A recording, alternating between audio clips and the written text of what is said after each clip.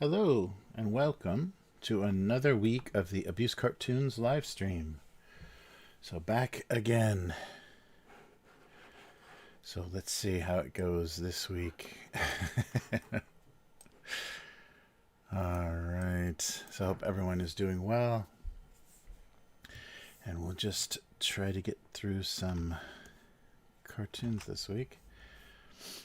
Yeah, it's been pretty heavy rain today, so I hope it doesn't disturb the internet. So I'll let you know if I'm having trouble. I guess you'll figure it out when I go offline. But we'll see if there'll be any trouble with the connection. But yeah, other than that, nothing. Nothing. Well, I guess there is a lot, a lot going on that I can't really talk about on YouTube or Twitch. But yeah, there's all kinds of shenanigans with the being open and closed to tourists. Not tourists, I mean just people entering the country. Yeah, because we've already gotten some people coming in with some some new horribleness. And the initial reaction, the country's initial reaction was just shut it down. And so they canceled a bunch of incoming flights, stranding people. And then they said, okay, well, we can't do that. And then they keep having cases of something coming in. So no good solution. I guess we got to start opening the camps like Australia is doing. The unwashed, unvaccinated have to go somewhere. I guess I shouldn't use that word either. I don't know what I can even say. But yeah, so not a good reaction, or not a good response. So they're being critical because we have a new prime minister here. So they're being critical of him, his response to this. But just like every politician, it's a no-win situation. The handling either way is going to be criticized. So yeah, it's just a way for your political opponents to have something immediately to criticize you, whichever way it goes. It does really have to be. I think that's why they're trying to, in some countries, they're trying to take hold of it. The parties in power are trying to take hold of it because it is just this unwinnable thing. Trying to draw a festive roll of toilet paper. Hey, unknown girl, how's it going? Yeah, sorry, the intro is a little long there. I was having some technical troubles there getting set up. Nice. Yeah. So it's just a it seems like a political weapon now with your reaction to bad weather, because they haven't said, they were saying it like they were saying it for the governor of New York. They were saying he was handling things very well, and the mayor of New York was handling things very well. I think that was their own publicity saying that, and then of course they are gone now. But other than that, I don't remember hearing anybody doing a good job, because it is just a weapon to use against your enemies, because there's always going to be numbers going up and down and all that good stuff. So yeah, I don't know. So yeah, good to see you, unknown girl. Very nice. Oh yeah, so the news we're getting kind of in the American internet is Australia's response is too harsh. And so people are getting, there was like some story about escapees from a camp, a camp of like a quarantine camp. So I guess they're setting up facilities to make it easier for people to quarantine. And Australia's got a similar situation to Japan.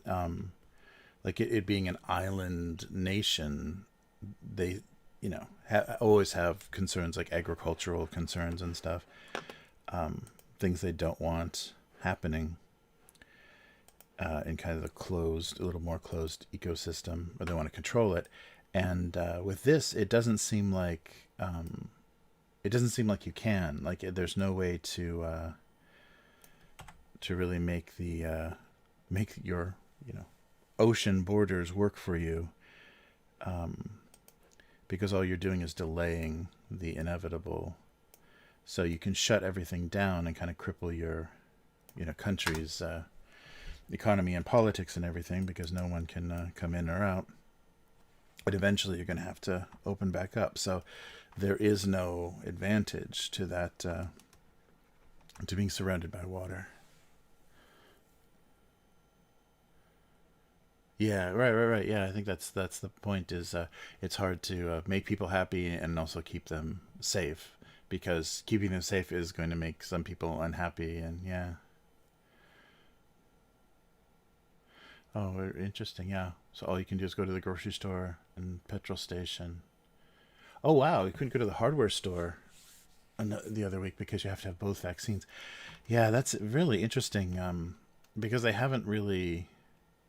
I don't know. There's not. Nobody is talking about. I mean, they're suggesting it based on nothing, and you're asking like, so what is the research or what are the facts to show us those numbers? But they're saying, you have to have all your medications. You have to be double dosed before you do anything, but they still haven't proven that slows down transmission of anything, and we have new versions coming out. Yeah, I think that's a really interesting. I was just listening to this audiobook last night about drug use in Germany during the kind of beginning of the or after World War One, and then leading up to the rise of National Socialism.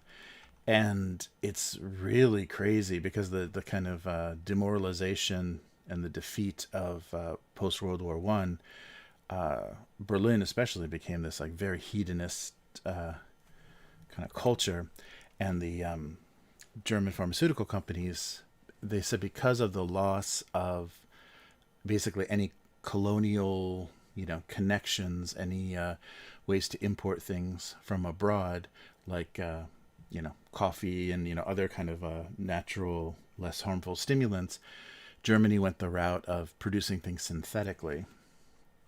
And so that's why we got there was, I guess it started in the 19th century, but there's so much innovation in Germany as far as like the invention of aspirin and then morphine and heroin, and that became built into this like defeated culture where they were just to let you cope, to get you through your day, take heroin or take morphine or take amphetamines, because they ended up importing, because Japan was doing methamphetamine as an over-the-counter kind of pep pill.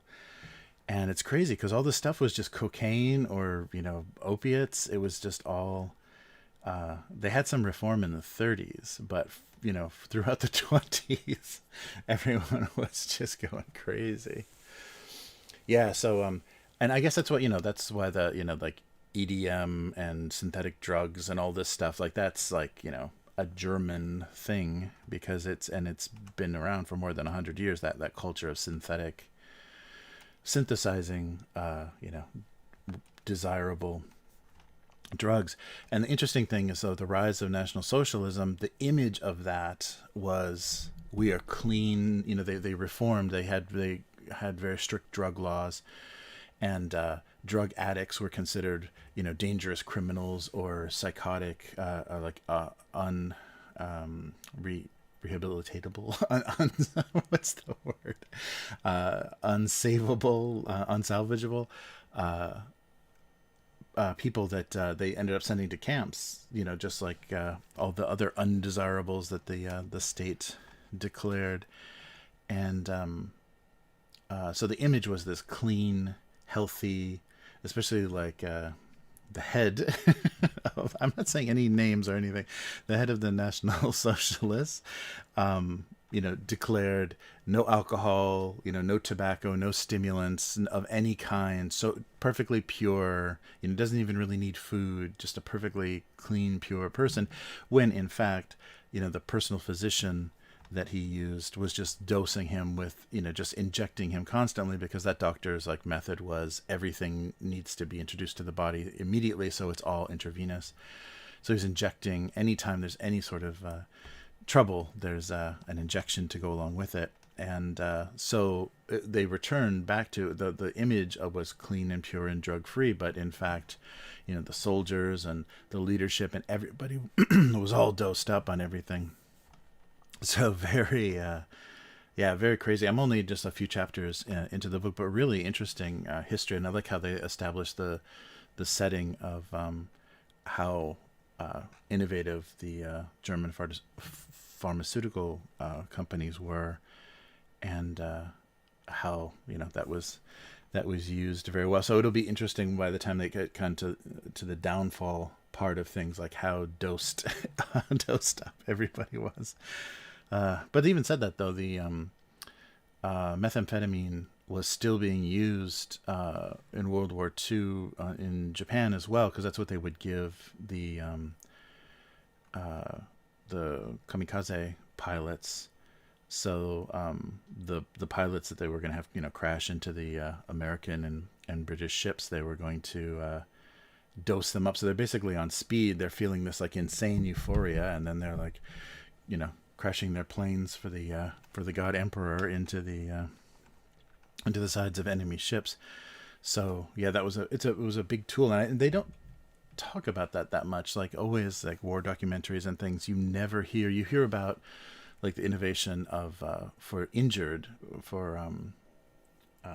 battlefield injuries, that morphine, the development of morphine, like really changed things, because you could totally take the pain out of the equation, and even euthanize people, people that we weren't going to be able to save, let them overdose.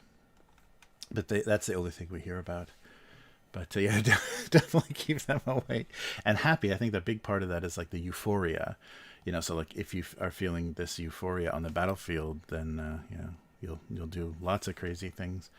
But yeah, that was the point that they made, is the reason that the National Socialists were so anti-drug is because they wanted their leaders and the idea of the state and supporting I'm not going to say any of the words that that are connected to this, so it might be a little confusing what I'm talking about, but the state to be your drug.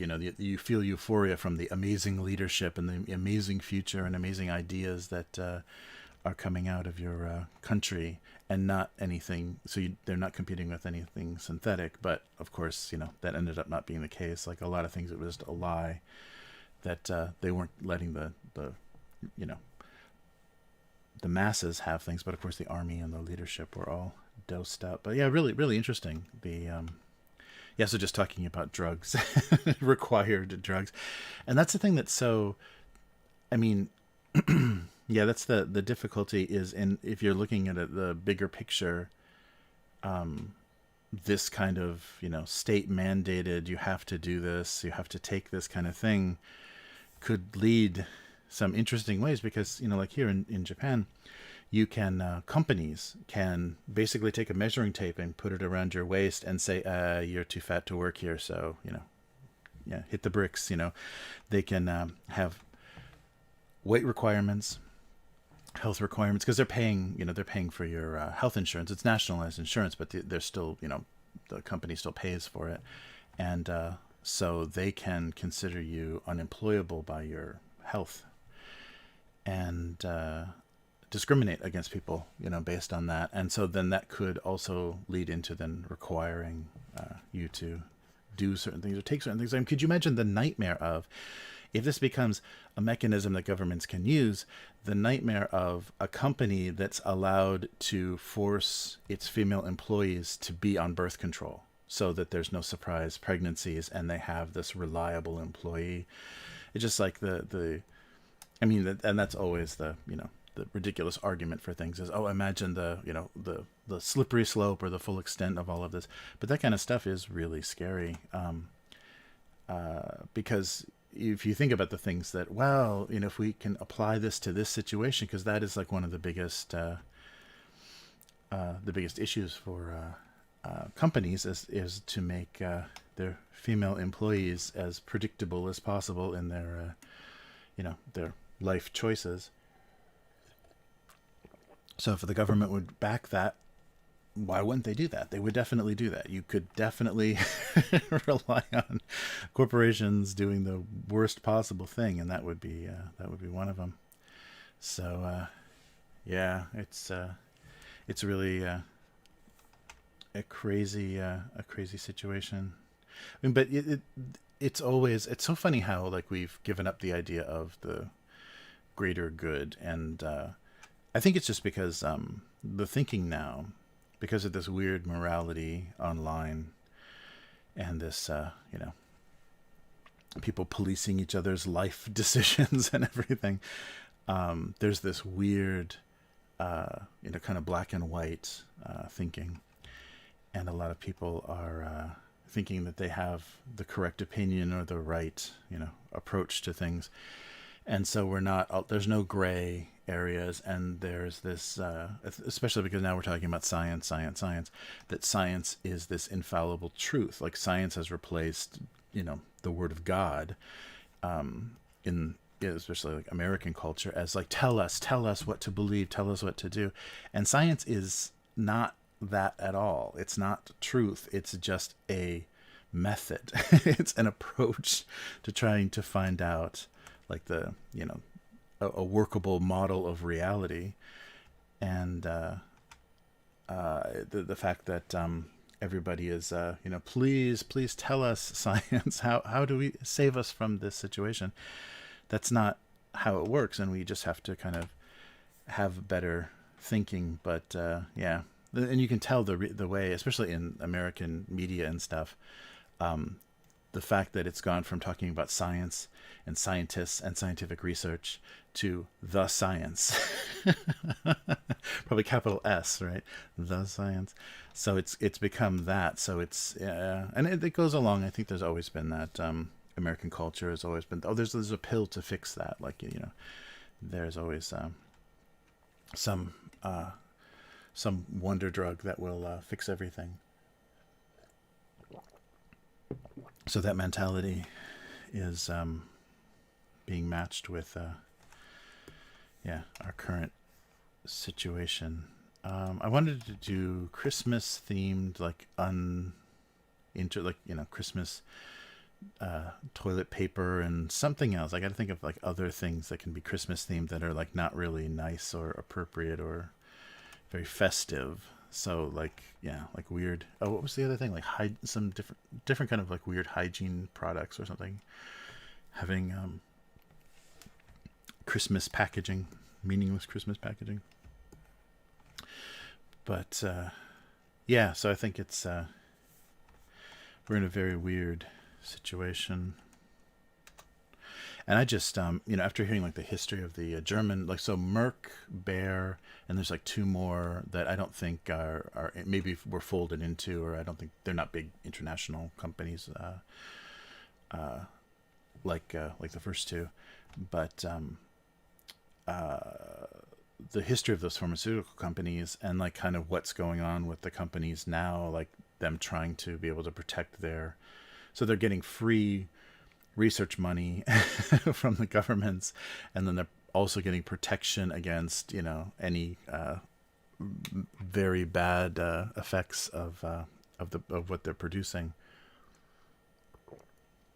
because it's all these emergency protocols or whatever that they're using to produce this stuff, but they're still protecting the company's patents and things. And now, and that was the thing that they've talked about. Oh yes.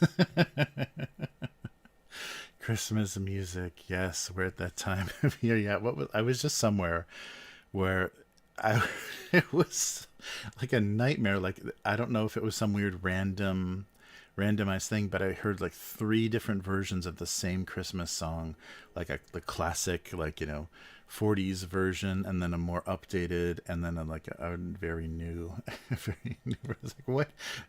And I forget which song it was. It was one of those Christmas standards, and just hearing it again was very disturbing. But yeah. So I don't know what we're dealing with, but just the companies. It's they talk about that. You hear like how massive big pharma is, but their influence. I don't think we realize how insane their influence is. And certain drugs. Like, that was the thing that I thought was so strange at the beginning of all of this, is nobody was talking about therapies. Like, very wealthy people were getting drug therapies that they were recovering if they got sick very, very quickly. And we heard these like miraculous stories of recovery, but it's just because they were given, they were treated. And so for everybody else, it was just, oh, you're sick, you're tested positive, so just go home and get over it. It's like, okay, so we're not gonna there's no treatment for this then. It's just muscle through. And then if you have severe symptoms, then come to the hospital and we'll put you on a respirator. So that was very odd, that there was no, and I think it had a lot to do with there needed to be no good therapies for the sake of the emergency, the emergency plan for the rapid development of certain drugs. So I don't know. It's very, very odd. But yeah, we don't know about any of that. It's all conspiracy, basically, until somebody leaks something. That's going to be a whistleblower. We're going to want to, if it is a true whistleblower, that'll be one we want to hear from, is a pharmaceutical company employee that was there for all of this, although I'm sure they protected themselves. Mariah Carey, yes. Yeah, that song gets a ton of play in Japan too. Yeah, and it was and they keep using it. I think the that HBO, that Santa Inc. thing, of course, used that in the trailer. So people were trying to make fun of that show, but you couldn't play the trailer with sound because of the Mariah Carey song and the copyright hit you would take.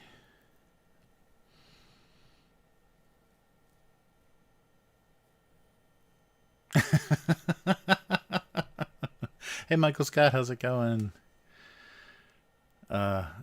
They said if no one called and let it play all the way through, they wouldn't play it in December. Oh, that must have been on the radio. That's evil. We'll only play it once if it plays uninterrupted. And of course, it gets interrupted. That's funny.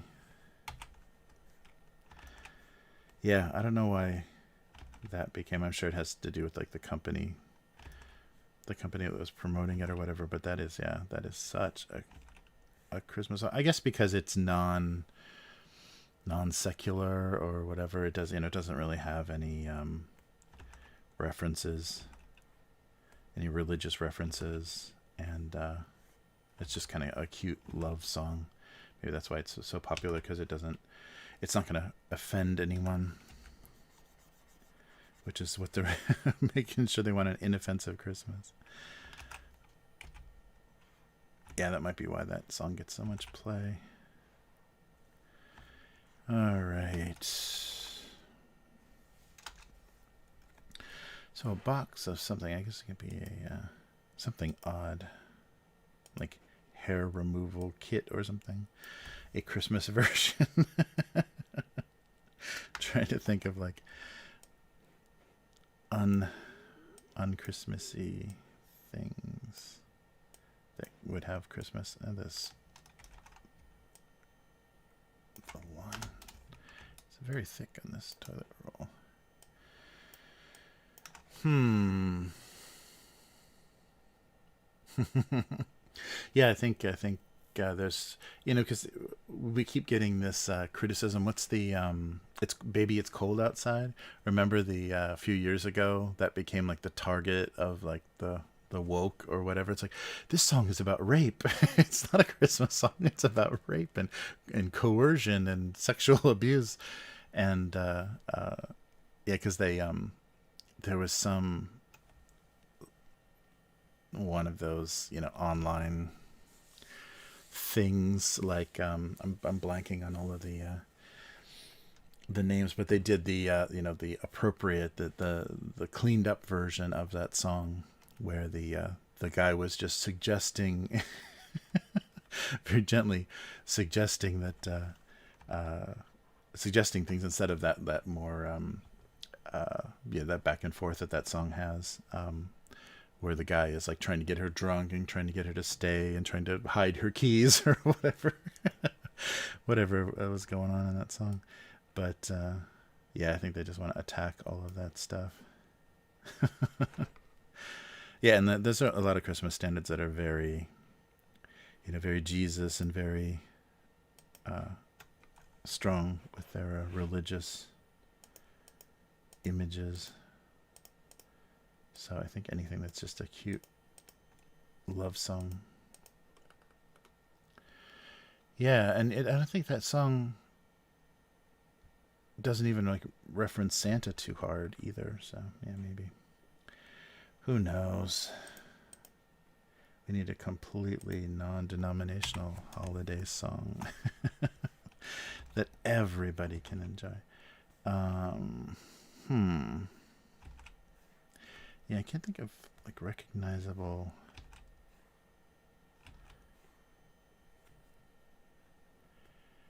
packaging that would actually be funny as, the Christmas version would be funny.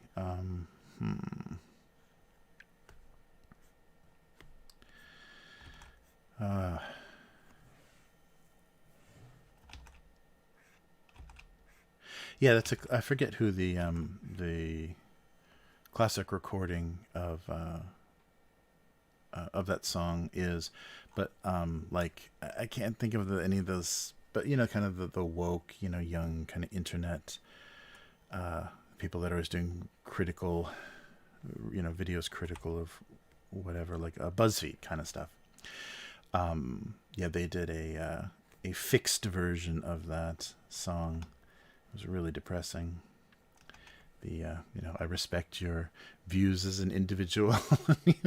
Those are the romantic words. But the classic song, it's very cute because it's very of that time. Kind of getting snowed in, like it's time to leave, and the guy is saying, "Oh, it's so cold. Look at all that snow. You better stay. You better stay." And so she's putting her coat on. He's taking his coat off of her. He's trying to prevent her from leaving. And oh, of course, when the rape culture was the big buzzword, that song, oh, that's all that was about, because there is no playfulness between the sexes at all. There can't be. It's all about violence. All right. I don't know how this is going. I guess I'll just keep drawing like Christmas type stuff. But yeah, that original version is so cute because it's of that time. It's of that kind of, if you've seen the show Mad Men, just kind of the drinking at work, chasing your secretary kind of era. The unimaginable horror of that time. Which that show does actually, as much as it does show people, getting high at work and getting drunk at work and everything, it does also depict the how that doesn't work, how that atmosphere and everything didn't, it was common, but it didn't work well because people got divorces and married their secretaries and all kinds of stuff. And the crying, and that was one of the things, I think it was in the first episode, or when they introduced the Peggy character, the young secretary character. That was the first thing that she has to that she notices, like when she's being shown around the office, is that the secretaries go into the women's restroom and just cry because of the stress and the sexual advances and the difficulty of working at like a big Madison Avenue company like that. Yeah, that's true. Once a song is like on auto repeat, those classic, those standards, and if you do, take apart the lyrics, it does get a little surprising. Just because the mentality and or the just what were norms was very different, and how the yeah, it's just the playfulness and the charming. Because I was just watching uh, the Criterion Channel has a really good selection of 20th Century Fox noir films. So all the Fox Studio noir that was done like 40s and 50s, and I think into the 60s, because they have Niagara and something else very famous.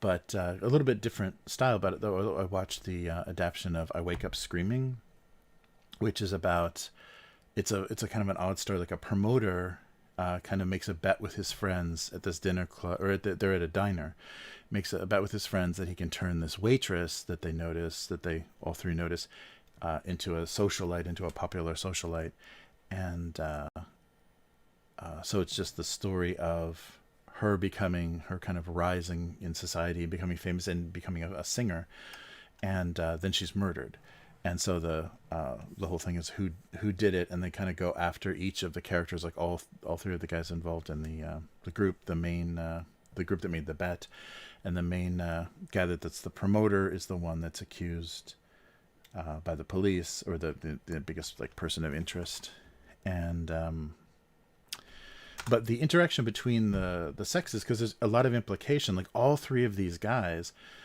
that are interested in her at the diner are all very aggressive with her, like trying to be alone with her, trying to come up to her apartment.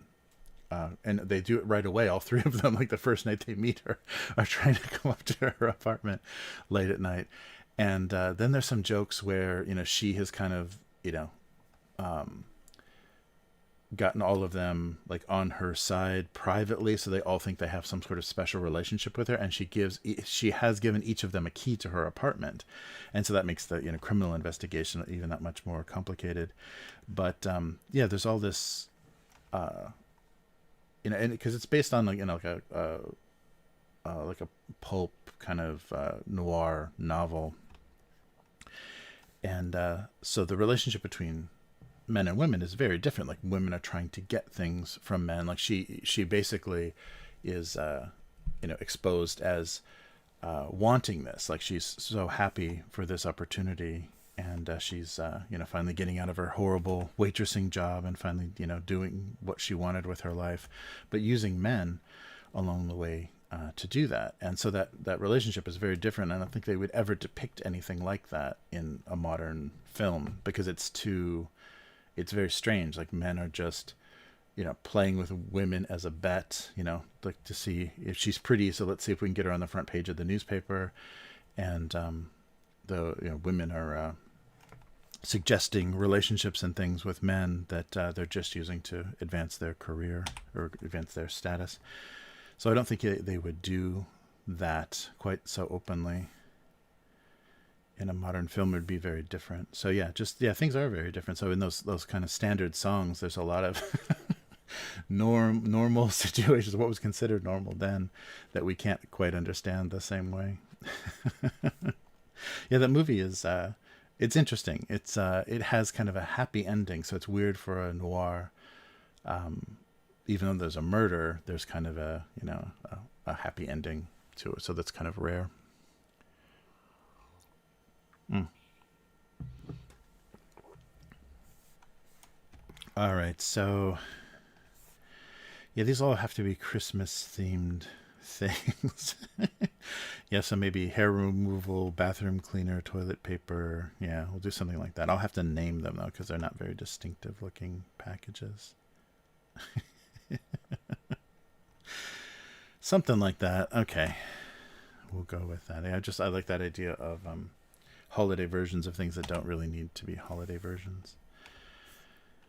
Uh, yeah, and the Criterion Channel is doing Hitchcock for the holidays, so they're doing like 20, I think, of his like classic, a lot of the older black and white stuff, but classic Hitchcock films. So that'll be fun. They do things kind of in playlists, so you can just start, and it's usually kind of chronological. They have them in a kind of an order, but you can just like kind of go through the list of films, and it's so amazing how short movies used to be.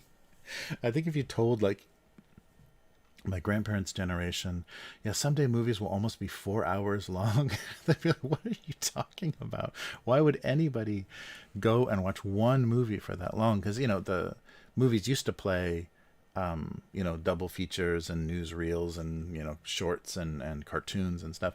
Like, you go to the theater and it was like kind of for the day, but it was assumed that you're going to go kind of in and out, and there would just be like a program, but it would be changing. There'd be something for everyone. But the idea of like one movie just playing for that long is crazy.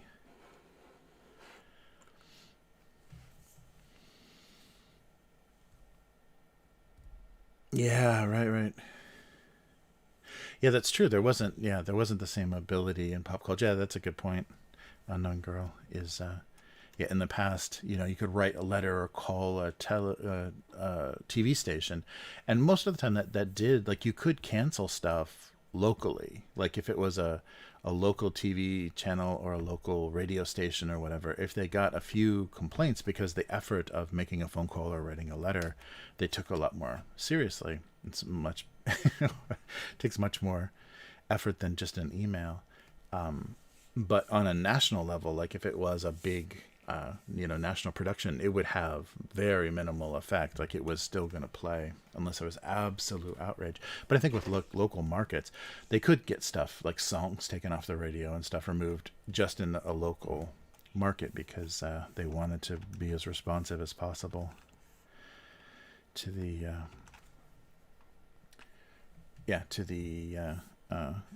community. Yeah, it's funny though. It's funny how that's changed, and how, like, it used to be, and it wasn't even that long ago, that you would get, or even like the Harry Potter films, I think, had that. You'd get religious protests. You'd get church groups and people organizing to protest the satanic whatever content of Harry Potter, and that would actually, make the news. And I think a lot of times it started to be done, I think, with like race issues and things. It started to be done in kind of a what is it? What is that called? Like it's kind of like blackmail. I forget what it's called, but you basically contact somebody and say, okay, we have a little bit of a problem with this, but if you donate money to our group, we may not have to protest this, and everything might be fine. So using different social issues to I forget the word, but get money from get money from movie studios, whatever, whoever you're going after. And I don't think the Christian groups did that so directly. It was more of just an us against them, like finding a target. And probably it did generate funds, because the members of the church would probably donate more money when they had a cause, that they were fighting for specifically. So it may have worked in that way. It wasn't so much the I forget that the term to get money, to try to get money from someone to not do something. So it probably was a fundraising kind of effort in that same way.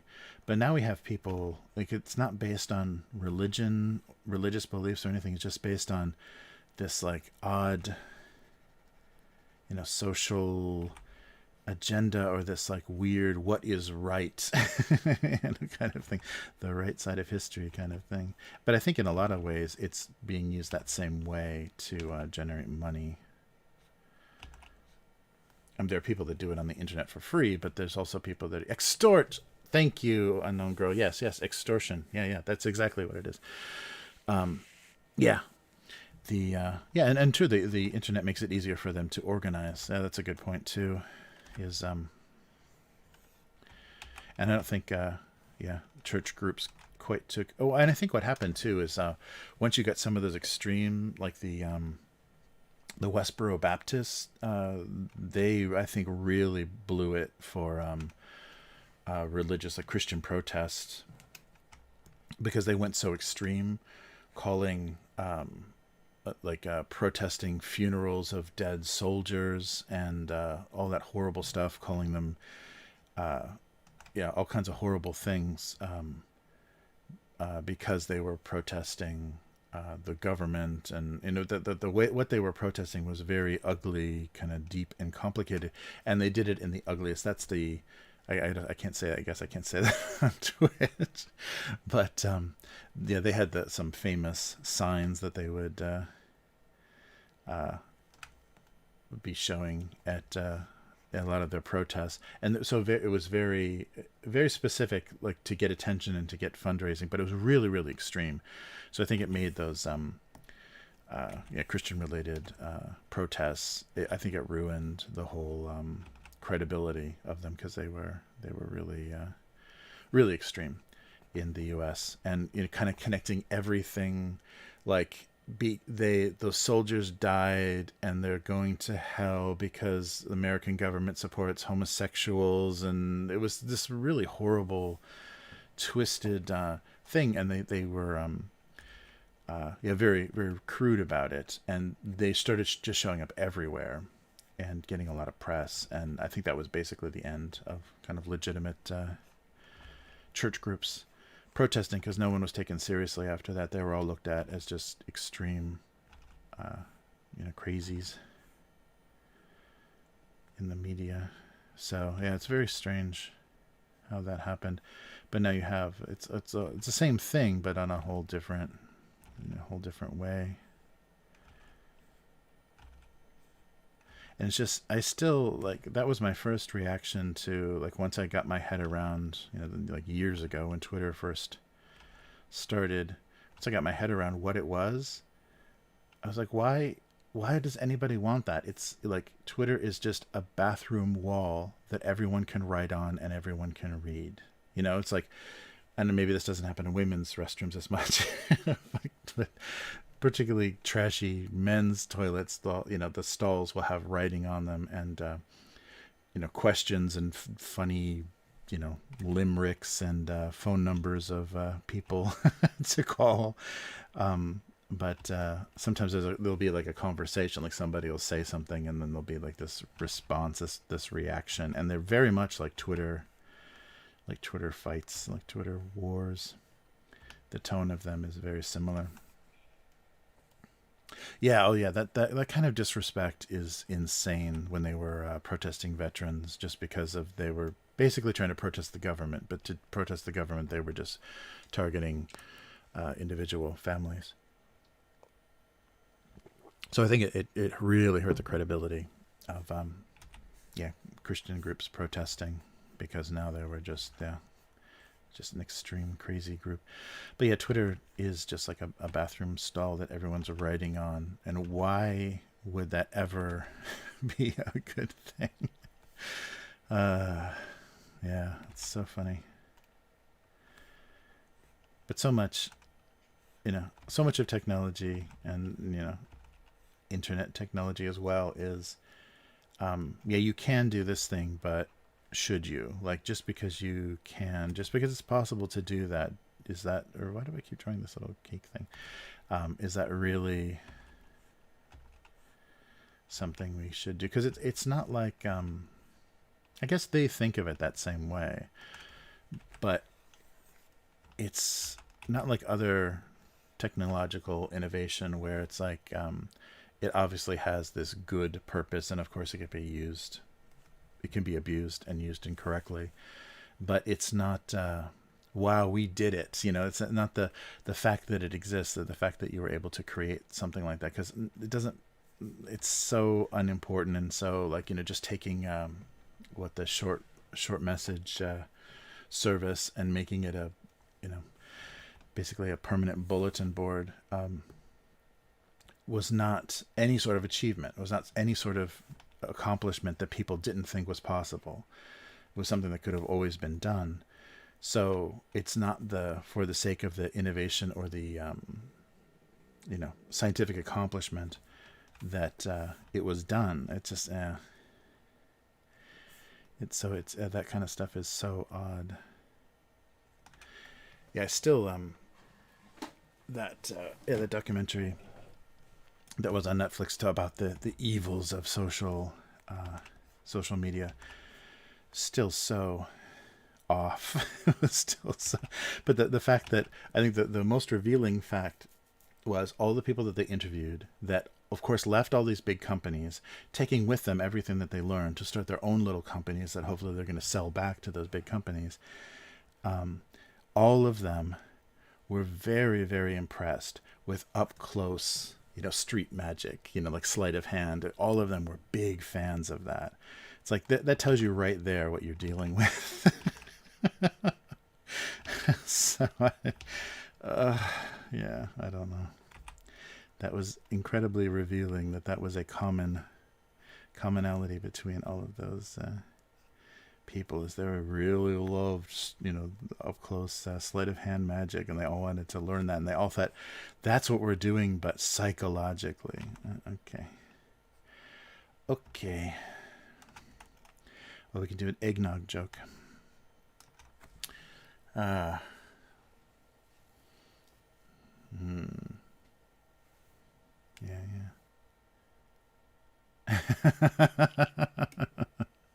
Oh, yeah.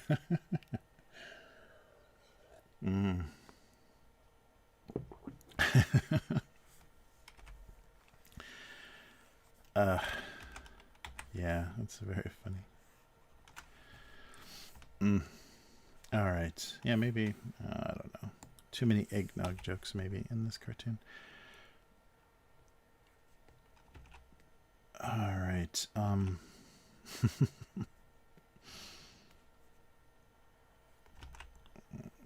This way.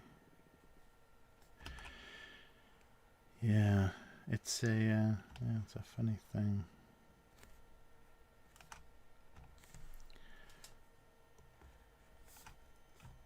Those are giant eggs, aren't they? Scale them down a little bit. Then I'll scale everything back up.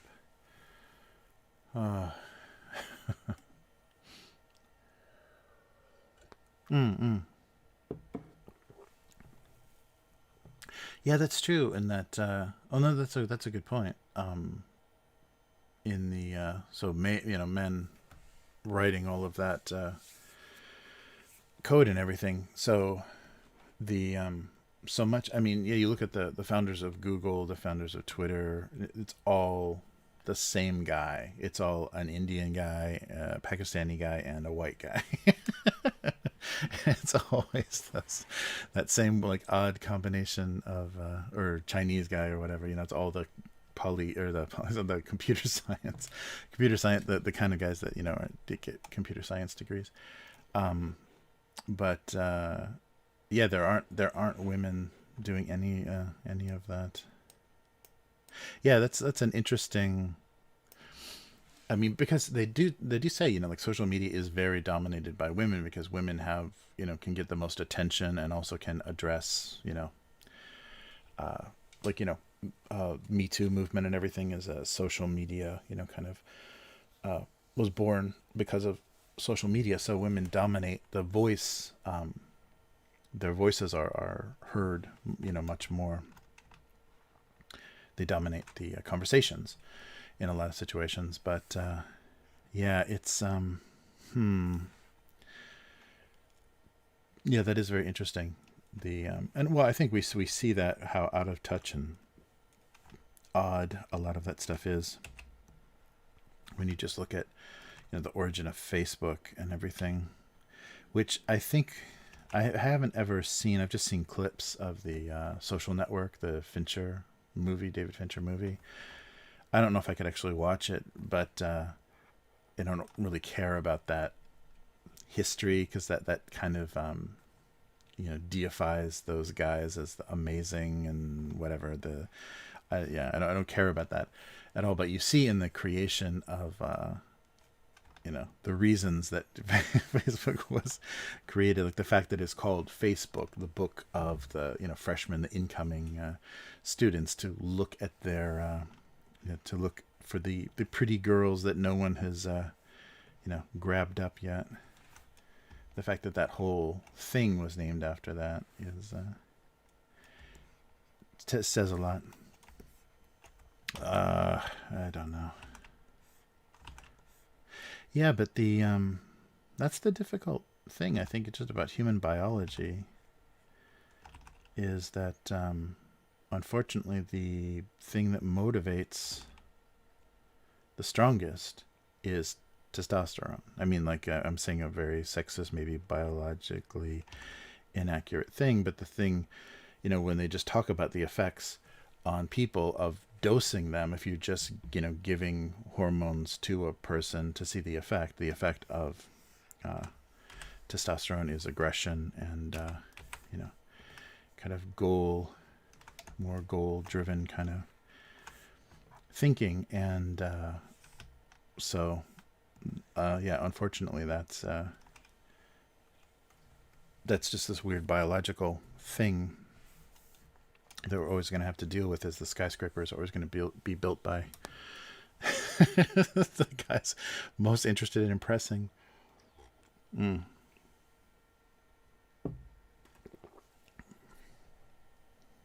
Yeah. It was kind of a shady, and all of that I mean, I even had a little bit of experience with that during the internet bubble, the first bubble, the original bubble, and really got a bad taste in my mouth for business and how things go, because everything, when there's a lot of money involved, business deals always feel like heist movies. Like all the people involved are just like slowly backing away, keeping an eye on each other, and waiting to see who can take all the money and run with it. And that sounds like what the story of Facebook was like. It's like, okay, we've really got something here, and whoever can claim this, say it's their idea, and benefit the most from it, get the investors and everything, investment money and everything, is gonna benefit the most. So it's that same kind of thing over and over again, is the heist of of business. Let's get this out of here. Of the business practices. But it always feels like that. That really creeped me out the first time I really felt that. It's just like whoa. So, and creatively, I've felt that in other ways. It didn't feel quite so harsh and weird, but there are people that are even in like creative, like they're just trying to be famous. They're just trying to establish themselves and get the highest profile work, and so they'll step over people, and because a lot of like early stuff, and when you're working together, you're collaborating, and you're putting everyone's name on things, but there is always like somebody that is going to try to leapfrog over everybody and use something you worked on or whatever as their ticket to bigger things. And so I felt a little bit of that like in the creative world, but once it's just pure business, it feels so brutal. It feels like a bank robbery, and you've got all this money, and everyone's trying to decide like, okay, so we're going to split this evenly, or am I going to kill all of you and take it myself? It really feels like, of course there's no killing, but but you are like, killing the partnership, or you're killing the business to take everything for yourself. It's brutal. I don't know what I've drawn on either of these. Oh yeah. The the one with Michael Keaton. The Ray Kroc story. Yeah, I didn't know that at all, because I kind of thought Ray Kroc was just this country businessman or whatever that got lucky. But that story, I think though, all of those. I think all great American businesses, and even like inventions, like they talk about the light bulb, the television, the radio, like all of the things that are credited to various American or even like European inventors, there was so much simultaneous development going on that one person, you know, just became, you know, considered the inventor of it because they got it to market and got to put their name on it, but it didn't necessarily mean that it wasn't stolen, you know, from somebody else, or they were using, you know, a combination of you know, technology and innovations. Yeah, but all stolen just because, you know, there is so much money to be made by developing something like that. You have many different people doing it, and it's just the one person that ends up either getting it to market first or burning everybody else's, you know, laboratories down so that they can be the one to claim that they invented it. Yeah, but there's so much, you know, and that's why, you know, the patents and copyrights and everything, you know, the trademarks and things are so vicious in the US, and people are suing so viciously because because there is so much to being, you know, to being the first one to market, or the Kleenex or the Xerox or whatever, you know, to become the established. So that's really, really depressing, because there isn't, you know, the idea that anybody can, you know, become wealthy just by, you know, putting in the work and having a good idea and getting it to market. And it's like, yeah, and then it'll get stolen out from under you before you have any hope of ever. I mean, the best that you can hope for is that somebody will honestly buy it from you and save you the effort of actually expanding it. And I think that's what happened with so many things. I mean, that's what the situation with McDonald's was. Those guys, the McDonald's brothers, would have never gone nationally. Like, there were so many things, and they kind of explained that in the movie. There were so many things that they said, no, we can't have quality control. You can't, you know, you can't franchise. You can't do this. You can't, you know, you don't want to use instant milkshake mix. There's so many things that they would refuse to do that were the keys to making it a successful, like, you know, international business. And so it takes that person to buy that from them and then, you know, just whore it out, you know, just to do whatever it takes to expand it and make it successful.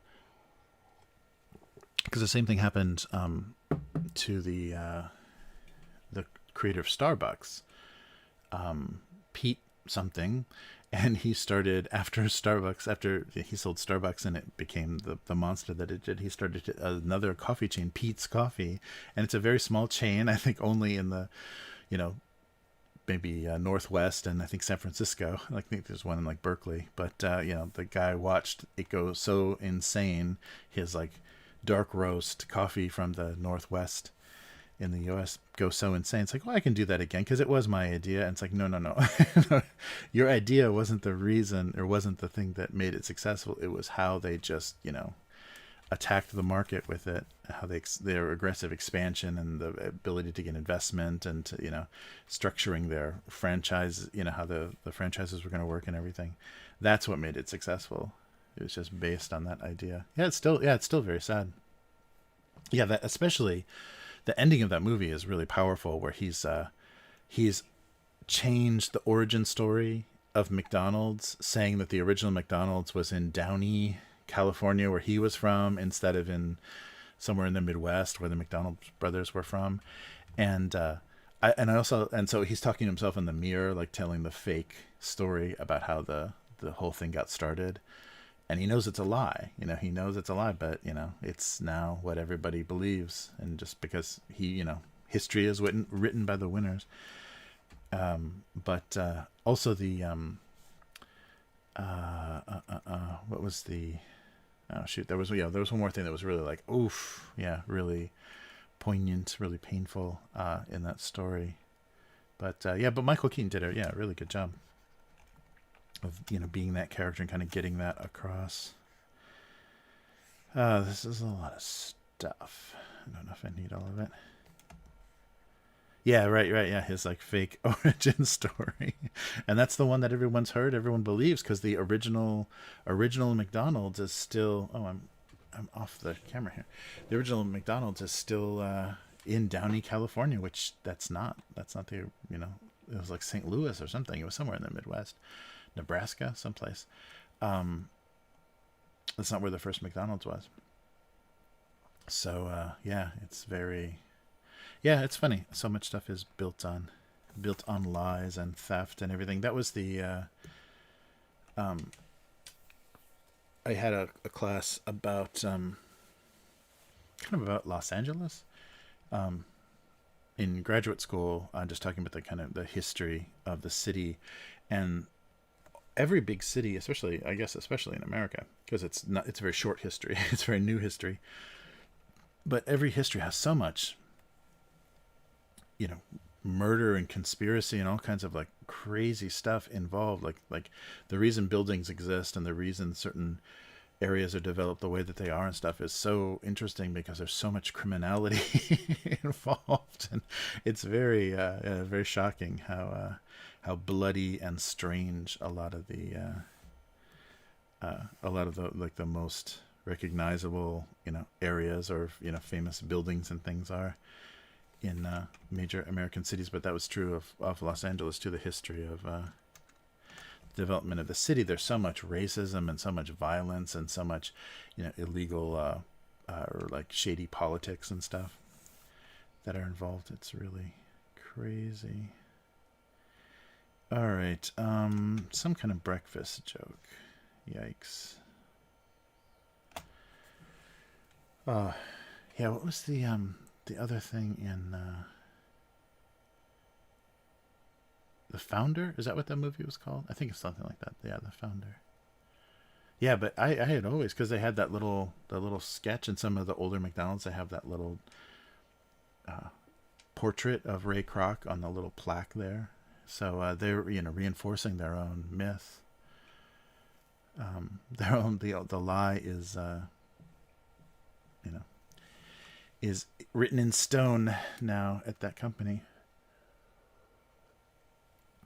I forget what it was. There was something else in that movie that was like, wow, that's really very poignant, very painful moment. But yeah, it's amazing. All right.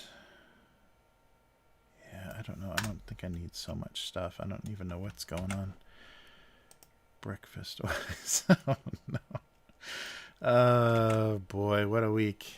Yes, The Founder. Yeah, it's good. Yeah, I recommend anybody that hasn't seen that. I think it's on Amazon Prime. I think it was done for one of the streaming services, Amazon or Hulu or somebody, maybe Amazon original, but really good Michael Keaton performance.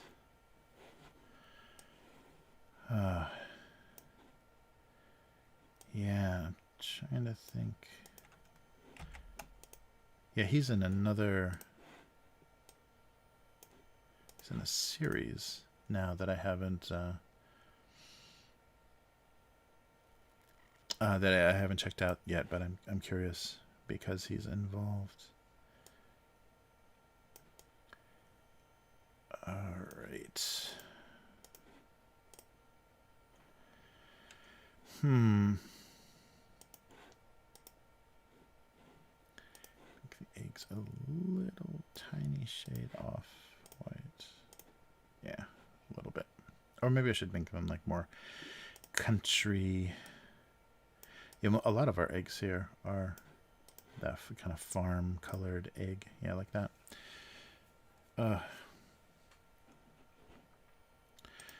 Yeah, what else? So, yeah, I Wake Up Screaming was good.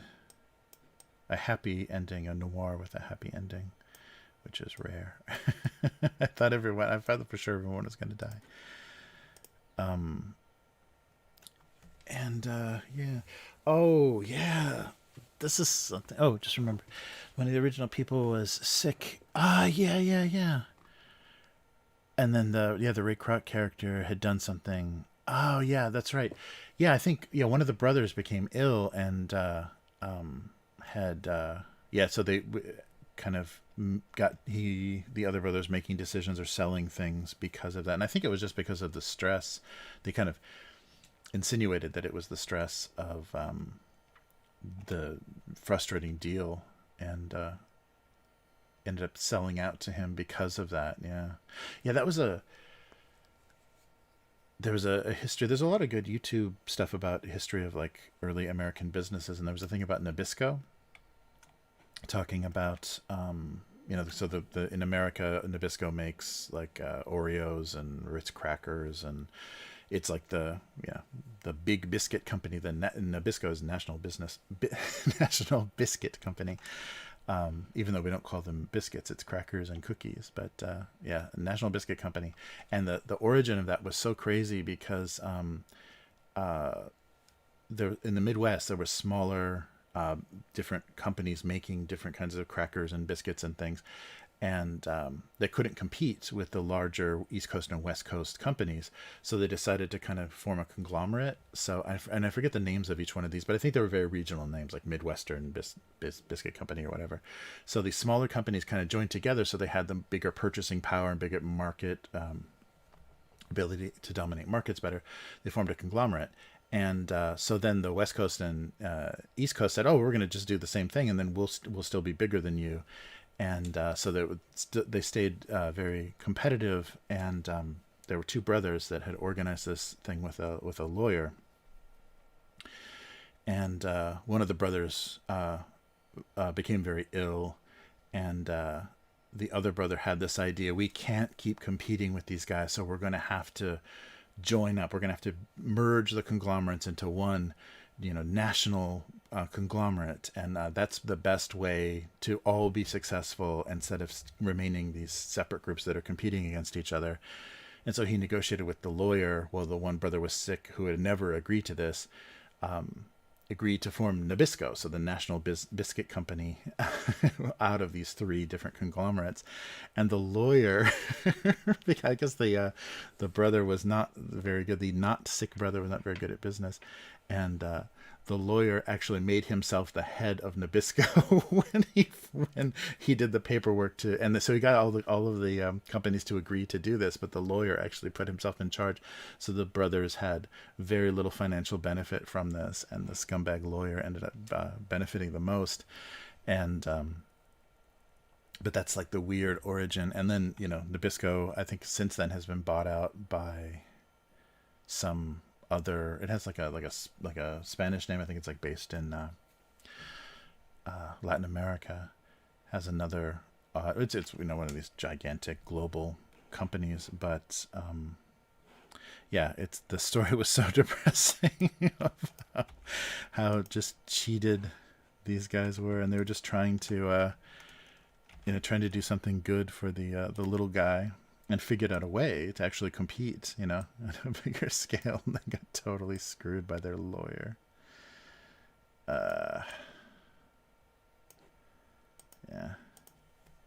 It's crazy. Yeah, because I think the reason I was watching that story, it was like the story of Hydrox cookies. So Hydrox was kind of the original Oreo, and the kind of dark chocolate cookie with the cream filling. And Oreo was actually an imitator of it, but now no one remembers Hydrox because of the kind of shady business practices and dominating. And a guy even tried to, he bought the, he didn't have the recipe was lost, but he did his best to kind of simulate that original taste of that cookie because he remembered it as a kid. So he bought the trademark of Hydrox and brought the cookie back and bought a baking company to manufacture it, and still was bullied and dominated in the market by Nabisco. So yeah, it's still the legacy continued of not being able to compete in a market because of the shady business practices.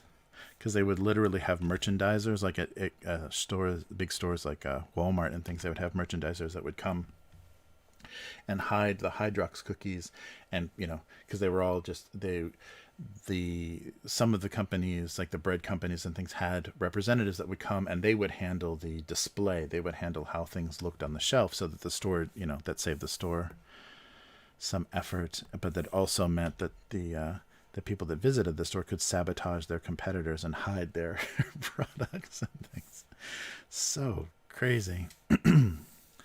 But so that's why it's impossible to compete with the big guys, because they're cheating a lot of the time. All right. Yeah, and maybe a...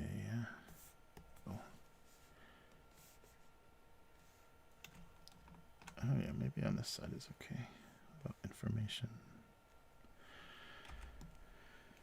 Ah,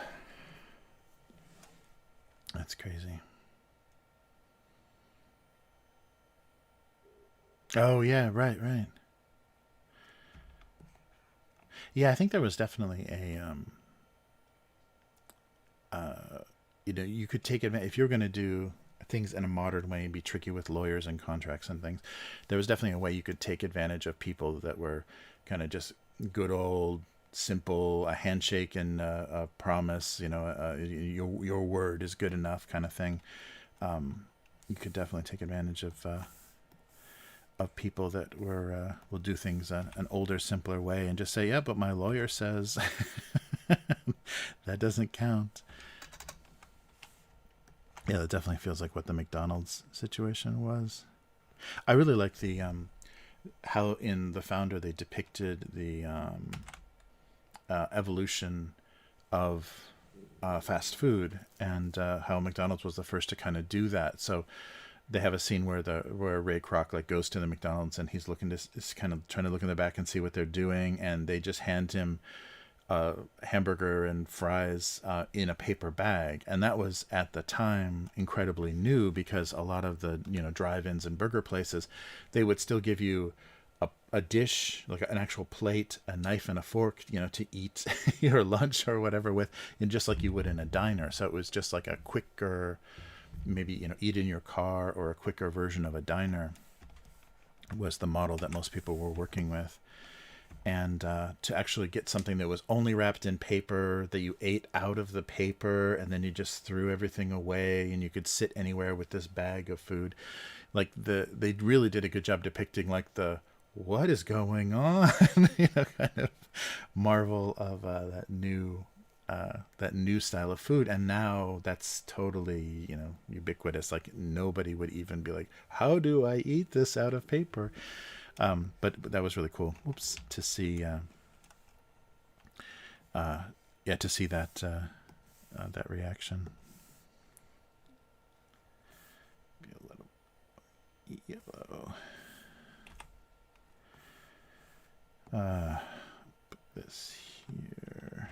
Wait a minute. Are we still? Yeah. Yeah, that was a good. Whoops, a good film. I'm not closing something. There we go. Oh yeah, there's a show called Shark Tank.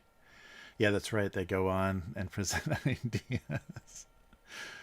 Yeah. Well, that's really true. And people, because it doesn't even matter like the legality of something. Like before someone can actually like successfully sue you over something, you could have made so much money and be out of the market with how agile like Chinese manufacturing and everything can be. You can get something to market, rip somebody off so fast that okay, yeah, farther down the road you'll have so much money to defend yourself and to prolong a legal action, and then just have to pay them, maybe negotiate out a quarter or whatever, some smaller amount to just pay them off. Yeah, it's crazy.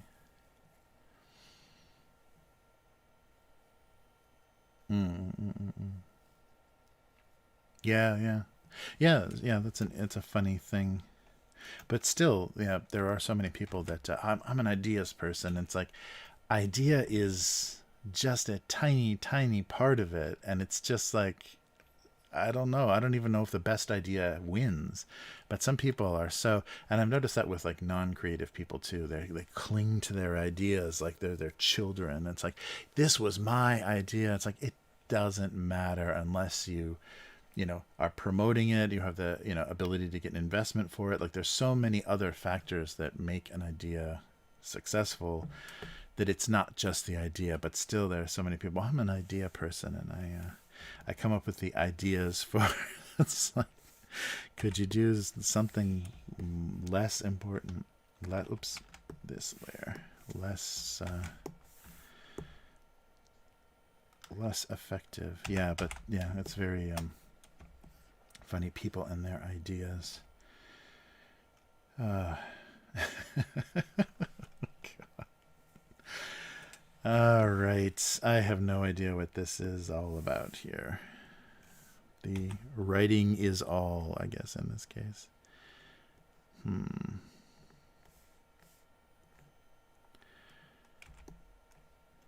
We'll see. Something breakfast, and eggs. Yeah, I thought it was going to be a eggnog. Oops, an eggnog joke, but it didn't. Didn't stay egg-based. All right. It can be a batter joke.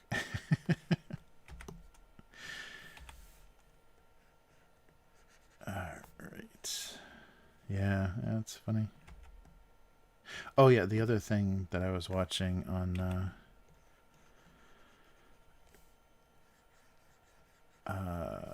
streaming on Netflix was the Arcane. Oh, sorry, let me fix this little hole here. The League of Legends series, and I hate League of Legends like as a game. That style of game, the MOBA style of game, and the super toxic. I think I never played a lot of Call of Duty or anything, but from my experience with League of Legends, that was easily the most toxic group of players I've ever seen. Like I've never when you just played with like random players, you would just have a bunch of kids from Southeast Asia like yelling the N-word at you the whole time. It's like, what is going on with this horrible game? So it was really difficult to play the game and kind of level with actual players. So they had you could set up like bot games and stuff. It's been years and years, but I had such a negative experience with that game, and it was so funny to see how good that Netflix series was, because a lot of Netflix animation is absolute garbage. The budget is just, they don't get the right people, or the budget's not quite enough. I can't figure out how they're failing, but so much of that Netflix is terrible. Yeah, it's like, why is it so good? Like, it's a terrible lore. Like the League of Legends is, I didn't even think it had a lore. It has kind of a look, and has kind of this like trashy character design, where it's just like, they just came up with these like, oh, here's a crazy girl with a crop top and guns, and here's a big guy with a quarter staff or whatever. Like all these like, just came up with these looks, and the artwork wasn't very good. And who cares? Because people were just worried about how the characters played and how you could screw each other in the game. And with the new characters, and there were like skins. That was the beginning of the cosmetics as the business model of it, just buying cosmetics for characters, so buying skins for characters. But they did this really wonderful it's obviously computer animation, but it's like digital painting mapped onto 3D models, but it doesn't move like a lot of that stuff, especially all the Japanese stuff, moves in such a computer assisted way that it's so unnatural and so unpleasant to look at, and it's very stiff and just strange. Like that Godzilla anime they did for Netflix, that stuff is unwatchable. It just looks like people just telling the computer to move around their little CG models. It looks really, really bad. But this has like a surprising, like especially in the facial animation, has surprising like nuance. Like there was actually moments of facial acting between characters just in the animation that you totally understood, like the mood and the information they were exchanging. which was shocking because I've never seen that with that crappy animation. But yeah, I mean, you can, yeah, with League of Legends, you can probably ignore that. I think you can turn everything off, but you need to kind of be able to communicate with your team. It's like a lane, the MOBA is like a lane runner, and you're kind of progressing towards, like, there's two teams and you're kind of progressing towards each other's base. You got to kill these towers, and they have, they're called mobs, or I forget what but you're like, your base is spawning these little streams of these easily killable little guys, and then you're fighting in amongst them. So it's a combination of kind of opportunistic attack, getting people backed up with killing these little, I forget what they're called, runts or grunts or something, some little tiny useless characters, and as you kill things, you keep leveling up, so you can keep adding skills or whatever to. And it was based on Warcraft 3. It was a Warcraft 3 mod originally, and so Steam also did a version of it, or not Steam, Valve did a version of it. Their I forget what their version of it is, but it's a lane fighter kind of thing. Same thing, and I think League of Legends was first, but League of Legends, like, Riot Games is not a great company, and they were totally bought out by Tencent. I think they're like completely owned by China. So I never cared, after that bad experience with the game, I never cared about the lore or anything about the game. And as they developed new characters, I had no idea what was going on with that game. But that show is so much better than it needs to be. It's really, like, it's got good voice acting, it's got amazing art direction, and the animation technique is really good. Like, it's not distracting, it's actually really fun. And it's one of those few series that, like, is maybe inspired. Some of the dynamic movements and stuff are inspired by anime, but it's not ripping off or imitating in a very empty way the action and movement of Japanese animation. Which is what most animation does, is it just tries to be this fake anime thing, which nobody can do well at all.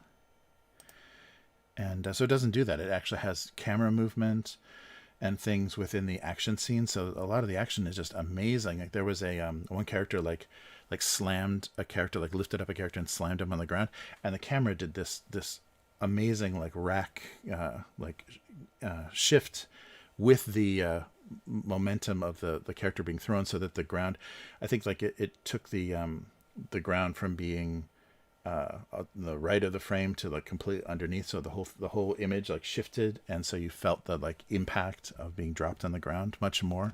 Just, like, really interesting little details like that. Dota, thank you, Sarapti friend. Yes.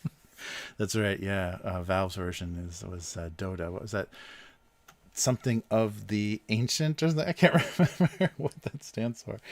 But yeah, I tried to, because my daughter was playing that early on, and so I, anything that she plays, I try to at least see if I can, if it's social, if we can, like, talk or chat while we're playing. I always try to try it out. So because we did a lot of catching up and stuff in World of Warcraft and stuff. So I try to play a little bit of League of Legends, and just, oof, it was brutal how bad I'm sure, you could control it. I didn't bother. I just, like, stupidly went in with a bunch of rando maniac kids. So it made Xbox Live look pretty well behaved. But that show, like, it doesn't, like, where it's going, like, it's showing the origins of some of the, like, I guess, like, more iconic or famous characters in that story, but the setting that they're doing, and just the art direction and character design is gorgeous, and the setting is really amazing. I mean, some of the stuff is, kind of lame. Like, you could write it a little bit better as far as the technology and everything, but it's probably how it's named in the game, so you have to that's the baggage that you have to work with. But it almost seems like the creative team, like, the limitation of having to tell a League of Legends story like really inspired them to do something interesting, maybe because they got a lot of money or something. But it's amazingly watchable, but I don't care about these characters, and like, or I'm not interested in where they end up, because they're just stupid illustrations and stupid kind of game mechanics that they were just designed like without lore in mind. So these writers and animators are kind of filling in this backstory, and it's really, really well told. Like I would like to see any other property told this well. I mean, like a Star Wars cartoon, or even like a, you know, Warcraft or Warhammer, anything told this visually beautifully and well voice acted and everything, and well animated. And I don't know why it's League of Legends. Defense of the Ancient. Thank you, some empty friend. Yeah, I never played Dota. Because nobody I knew was on it. Just it was only my daughter's. My daughter being on League of Legends, that even made me try it. But yeah, it always seemed like it was very toxic player base, and then the game was kind of trashy, and it's just like, yeah, you're just, you know, spending whatever the currency was on you know, different skins or different looks for the standard characters. And I think they rotated, you know, probably that early kind of what Fortnite is doing now, kind of rotating through available skins, and things are only available during certain times. And you know, the best looking thing for your favorite player is going to cost a lot if you don't, you know, can't luck out and get it at some optimal time. But oh, Dota 2. Oh, nice. Oh, okay. Okay, so Dota 2 is the Valve version. Sorry, I don't know enough about it. I just knew that it was on Steam. I see.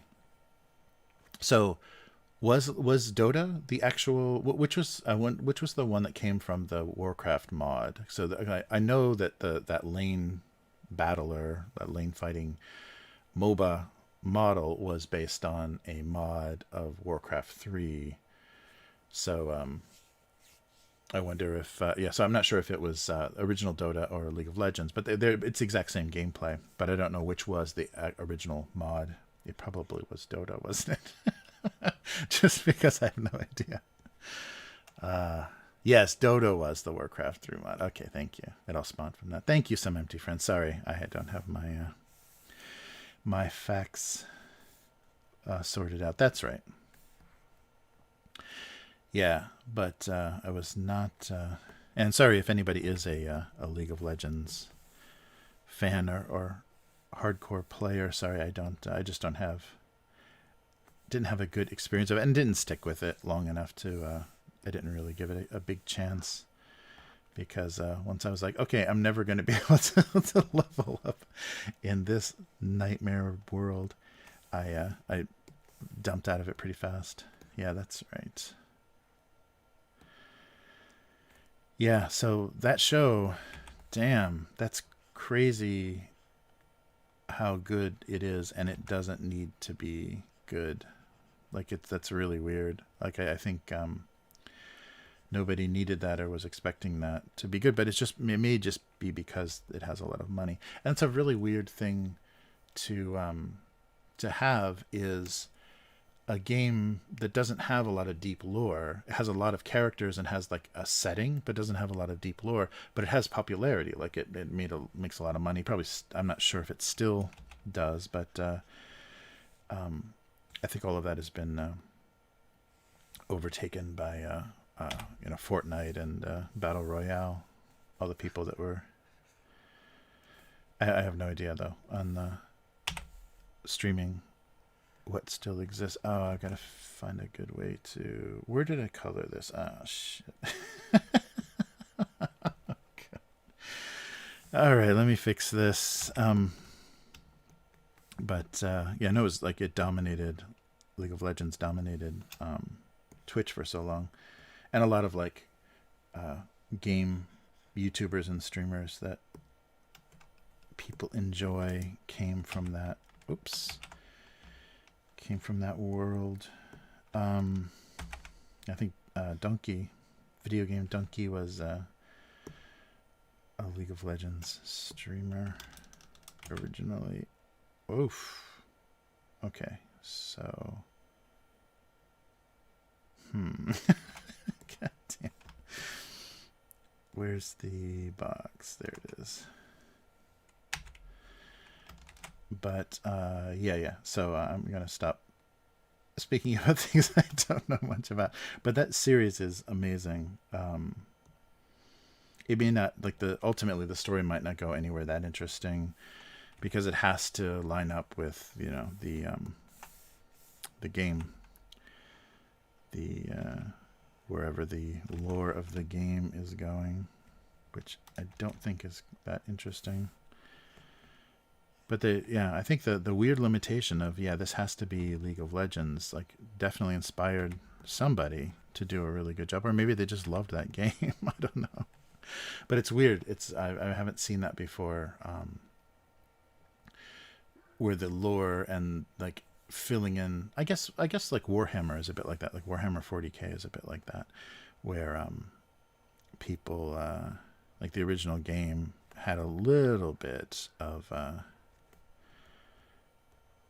of fleshing things out, but not incredibly detailed. Just kind of suggested stuff, and then as it went on, writers kind of filled in some of the gaps and made a really interesting and deep lore. I guess that has kind of happened before in that way, but it's a weird way to go, and I'm so surprised because so much of the animation on Netflix is so bad.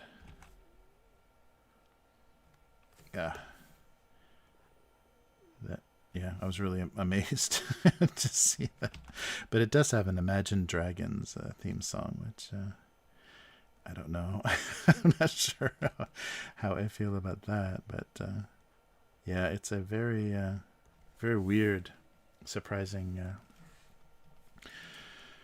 show. So if you want to see a really nice and it reminds me, it doesn't have that weird 24 frames a second weird jumpiness that Into the Spider-Verse had, but it's very similar.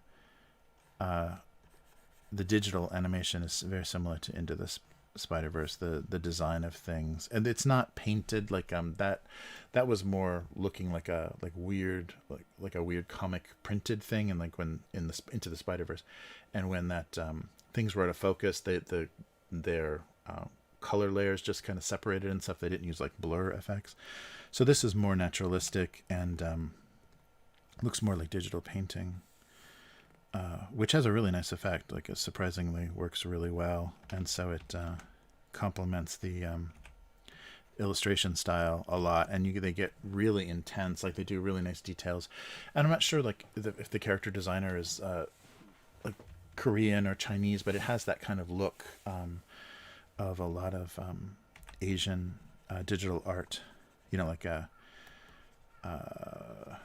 card art and stuff that we've seen a lot of Asian illustrators do, mostly Koreans. So I'm not sure who the character designer is, but it's weird how good that show is. Doesn't make any sense. So I wonder if it's gonna inspire, because there is an RPG, a turn-based RPG based in that setting now, and a card game as well, that Runeterra mobile game. So they are trying to expand that brand, maybe because the MOBA is dying or whatever. It's not as popular as it was, so they're looking for new ways. But I never would have thought that was an IP, that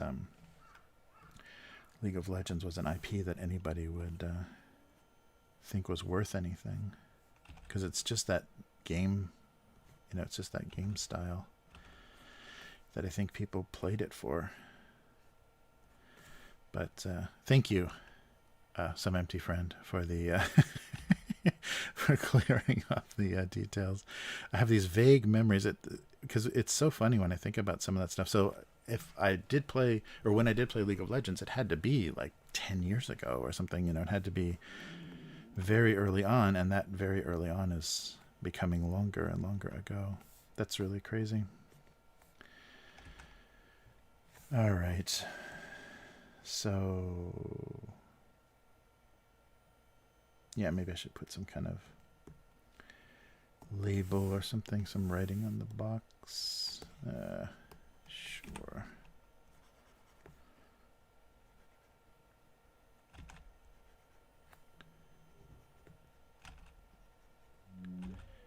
Oops.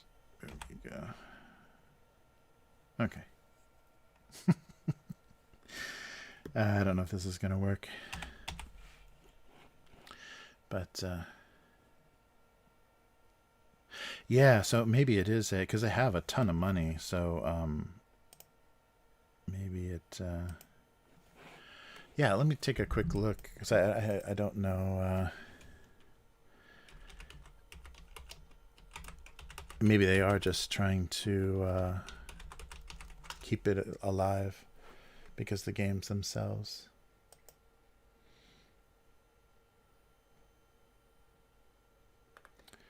Yeah.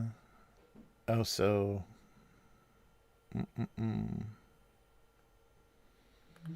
Oh, wow. As of 2021, no, there's still in the last 30 days. Well, maybe because of the show. Yeah. Oh, yeah. No, that's. Oh, interesting.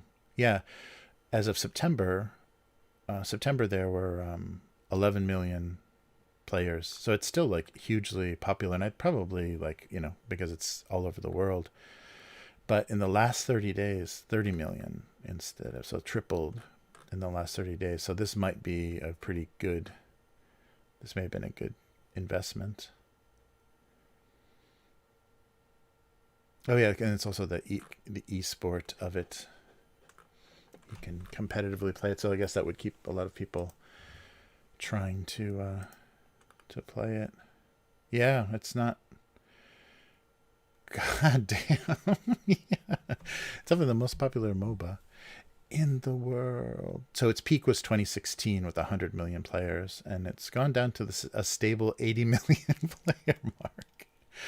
Jeez. Yeah, but but those players aren't necessarily paying players. That's the difference between like this and the like World of Warcraft numbers.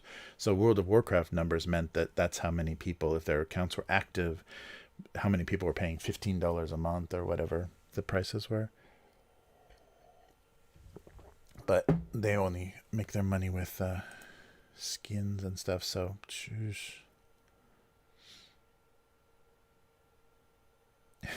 yeah. So it was, yeah, it's about 10 to 11 million daily active players. Jeez. Okay, so I can see why, and I don't think they're not worried about it dying. Hey, Lil Will, how's it going? It's good. It's good. Yeah, we're just talking Arcane, that League of Legends Netflix series, and how good it is, and how insanely popular League of Legends still is. I haven't heard a thing about League of Legends in a long time. I saw that Runeterra mobile app, like some ads or something for it when that first came out, but I didn't know the whole thing is still such a money machine, and it's not it's not making the original Riot Games guys the same kind of money. It's making what, Tencent or whoever owns Riot. That's crazy that something can be. I mean, I really thought probably like streaming numbers, Fortnite still dominates, but maybe as far as income, who knows? Yeah, the CEO of Riot was being investigated for sexual harassment. That's right. Yeah, class action suit for gender-based discrimination. Yeah, so they've had a lot of problems.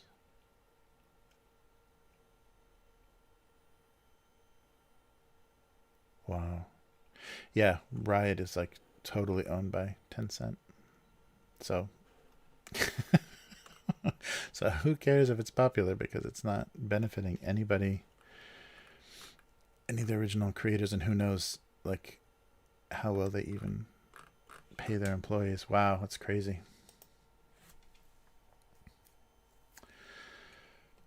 Uh, yeah, me either. I was surprised how horrible the players were. Because I tried it from Japan, so I was like getting on servers with a bunch of Southeast Asian kids, and damn, they were brutal. They're just like shouting in. Once they figure out you're an English speaker, the N word starts flying, and before then they're just screaming at you in whatever their native language is. It is not. It was not a pretty scene. And I wonder if they did anything to change that, or if it just like that was like the thing, what you had to deal with if you're gonna play that game. But yeah, I'm just surprised how good that show is. Why the hell is the League of Legends show the best animation that Netflix has done? That doesn't make any sense. I mean, they're gonna eventually, by the time they get to the wacky, like once all the characters are completely developed into the extreme versions that they are on in the game itself, it may not be that interesting, but the kind of origin story and the setting up the world is really done well, and it's so beautiful. Just they have these establishing shots and wide shots of different parts of the city, because it's kind of a city with an underworld or an undercity beneath it, and some of the shots with just the scale and the layers of all the development and the kind of the urban blighted area, and then the more kind of lofty, perfect, kind of Art Deco looking upper city. It looks so good. Oh, nice. Doing some solo gaming. Yeah, I saw. So I've just got a few more days until the campaign for Halo Infinite comes out. I forget the. It's coming up soon. Yeah, but I kept getting ads to pre-order. But I think it's just going to be on Game Pass. I don't think I need to, unless I want to own it. I don't need to. Pre-order. I can preload it actually with the Game Pass. I say you can pre-install it. Yeah, but I really want to try out the campaign once that's out. But yeah, good. It's definitely worth, just visually. Like if and I guess a lot of people are going crazy with the fan art and everything. I think it was the same kind of reaction that people had to the cinematics for Overwatch. Like wow, those characters and the design. It's just like really good character design and really well done animation. So it's inspiring all the deviant art and Tumblr kids and everything to do a bunch of fan art, because it's very exciting to see something well executed. So yeah, I'm really curious about the story behind that animation, like the studio and everything, because I hope that studio does other properties. I'd love to see anything else but League of Legends done in that style, because it's really it works really, really well. It just looks like like storyboards and concept art, like animated. It looks really, really good. In that kind of digital, or like more like maybe card art, for all the digital painting that goes into a lot of the card battler games and stuff. It looks really good. Crazy. Oh, tomorrow. Yeah, nice. Damn, I'll have to get oh, that's gonna eat into my time though. I gotta get a lot of stuff done. All right. Well, these are both colored. I don't know what the deal is. All right. Oh, that's cool. Yeah, so oh yeah, there we go. And the reason they're still putting so much money into it. 32% of the game revenue and 45% of the gamers are from China. Yeah, so it's still like super popular. And the World Championship was held in China in 2020. How did they do that exactly? I hope they were all playing remotely. Jeez. Yeah, so the first year it was released, in 2009, it generated $1.7 billion. Oh no, that's in 2020. Yeah, so in 2020, yeah, $1.75 billion, all going to Tencent. But 40 or 30% of that is Chinese revenue. Wow, and it dipped to 1.4 billion. Uh, jeez.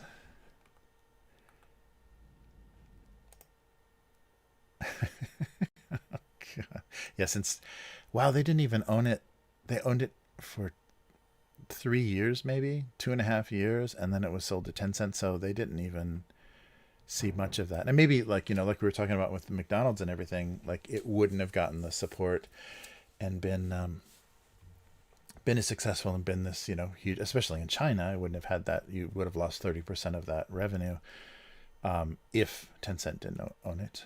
So yeah, that's it's one of those weird things. If it would have only stayed Riot, it probably would have died off. It probably would have, without the you know, esport aspect of it, the tournaments and stuff. If it wouldn't have been supported well in the U.S., then it would have died. And maybe Korea and China are keeping it afloat with the esport part of it, because it's supposedly generates a bunch.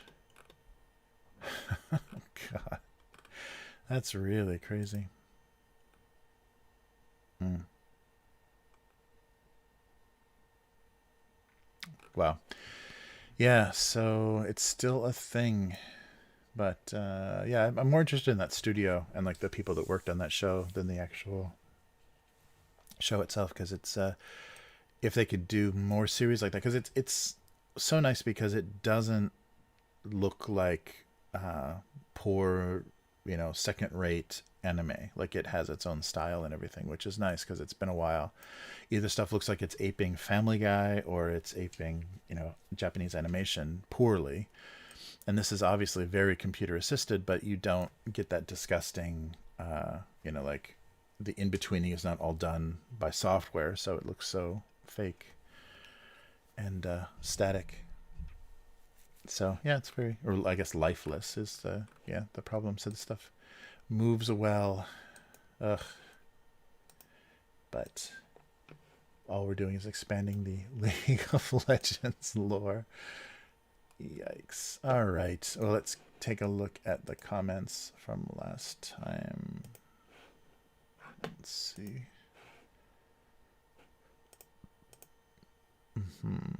Oh, that's right.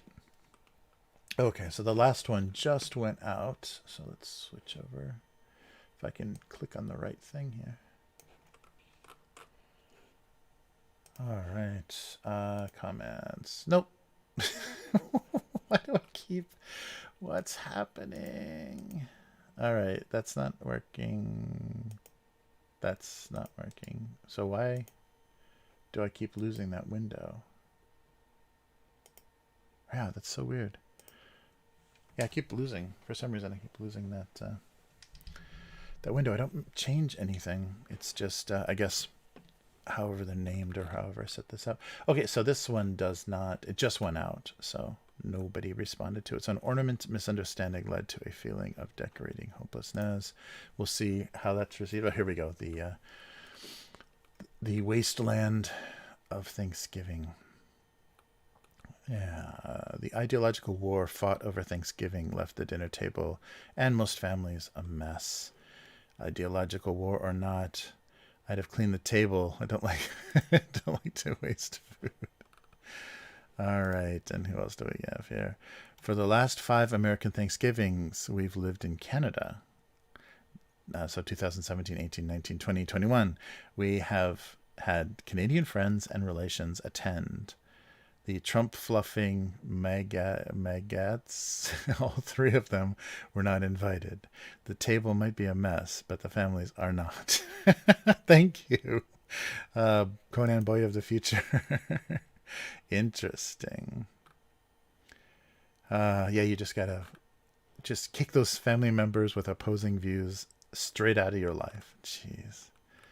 Yeah, and that was the reason. The reason for the joke was that used to be fun. It used to be fun to listen to your like super conservative like AM radio like Rush Limbaugh listening grandfather or uncle or whatever go on about his crazy politics, because he's not going to convince you, you're not going to convince him. So it's just fun to hear this like weird difference of opinion, and like, wow, how can somebody like live in the same world and see things like so differently? Or they're basically just being fed a very different opinion.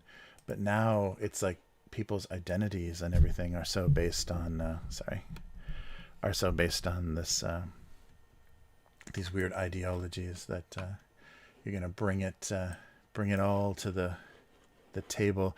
And the fact that I think that's a very, maybe it exists in in the UK and Australia and Canada as well, but I think it has to do a little bit with like evangelical Christian, like the evangelizing thing of, I need to convert you, to my point of view to save you. And so originally, like in the Christian sense, they're saving you from burning in hell, as they're thinking.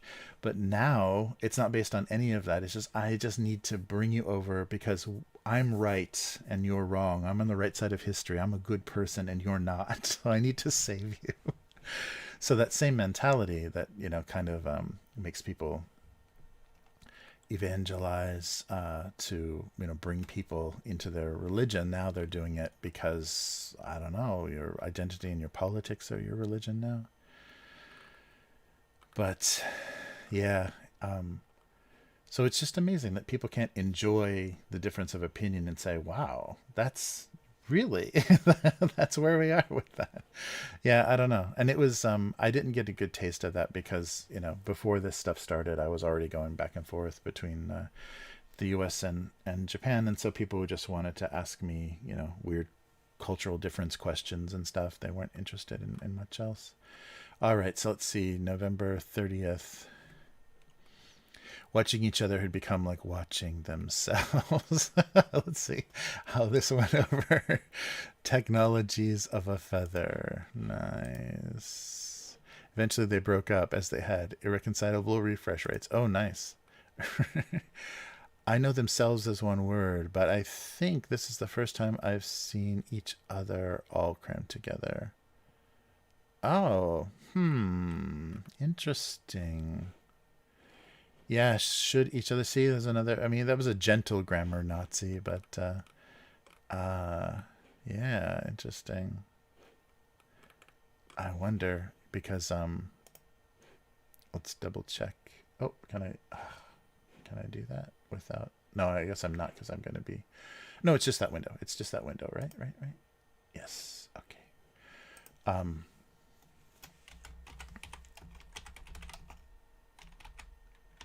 Yeah, I think there's some weird grammar difference. Each other is written as two separate words, not one word. Okay. Yeah, so he is right. Is it each other? So the short answer is each other, two separate words is correct. Nope, yeah. One word is not correct. Okay. So I'm going to open that up and put that space in there. So that then everybody thinks that guy is completely insane. Which November 30th. Yeah, well, at least it was a gentle correction instead of, are you an idiot?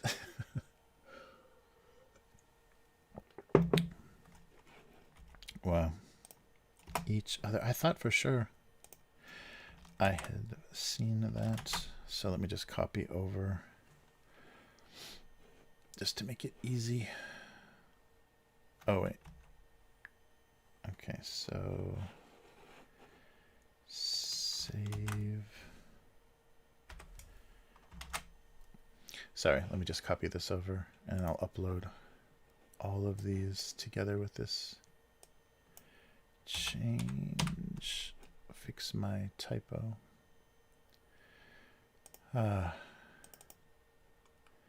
Yeah, it's very funny. Yeah, the corrections used to be so brutal. The grammar, you know, grammar stuff used to be really brutal. Okay, there we go. I'll upload that with the new ones. There we go.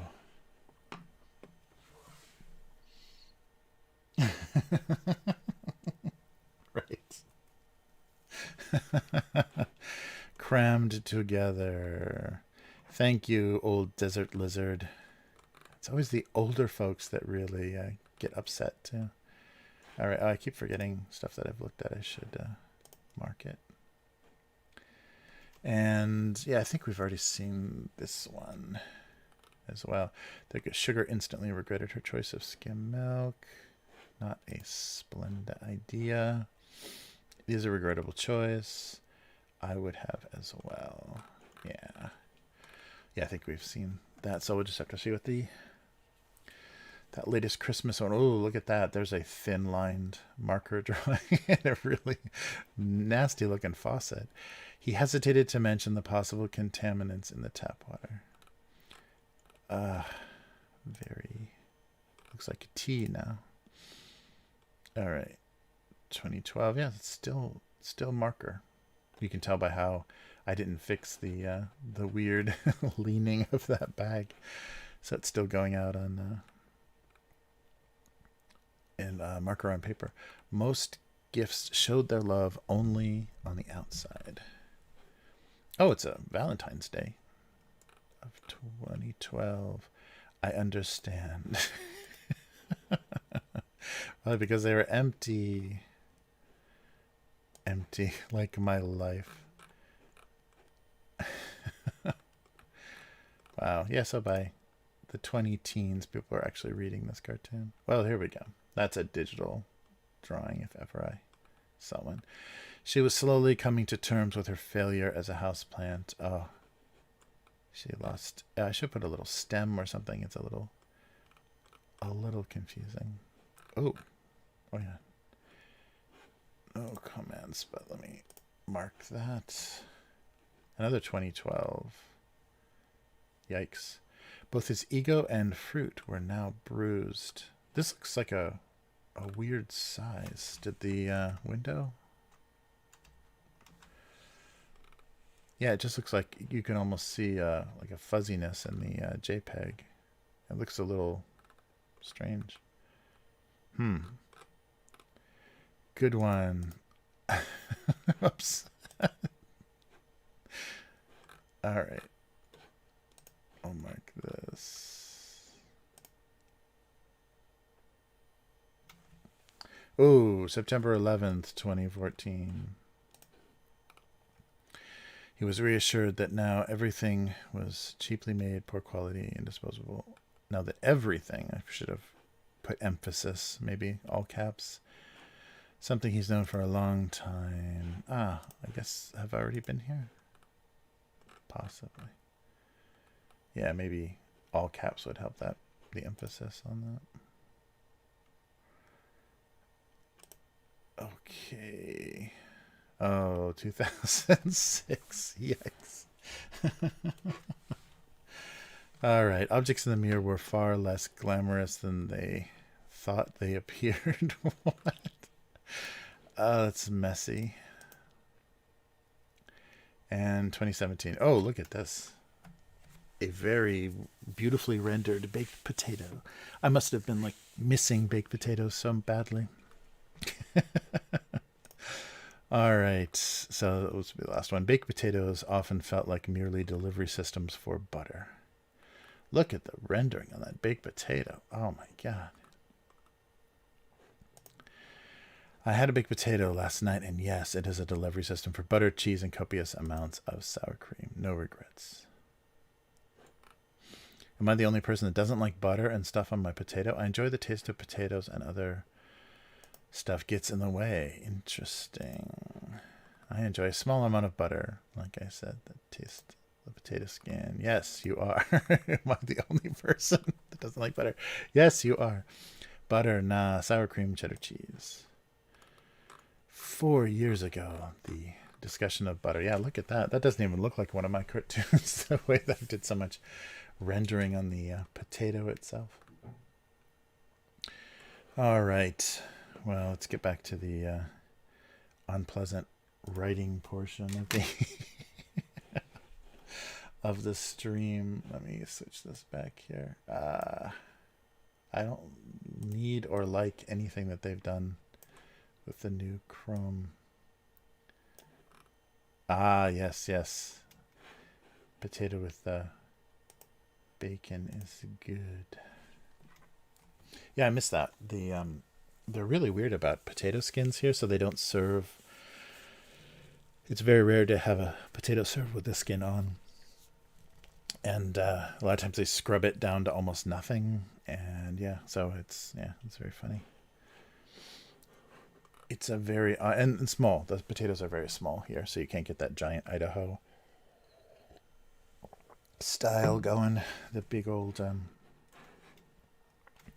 big overstuffed baked potato does not exist here. Maybe at like some of the novelty, like if there's a TGI Fridays or something, maybe you can get potato skins or something there. But those they can't be produced here, so they must come, frozen or whatever to the restaurant. Who knows how they are created. All right. So I think I'm going to give up on the headphones. Oof. Yeah, just for the whole stream, it's hard. I got to get just, I guess, better headphones. It's hard to wear the headphones the whole time.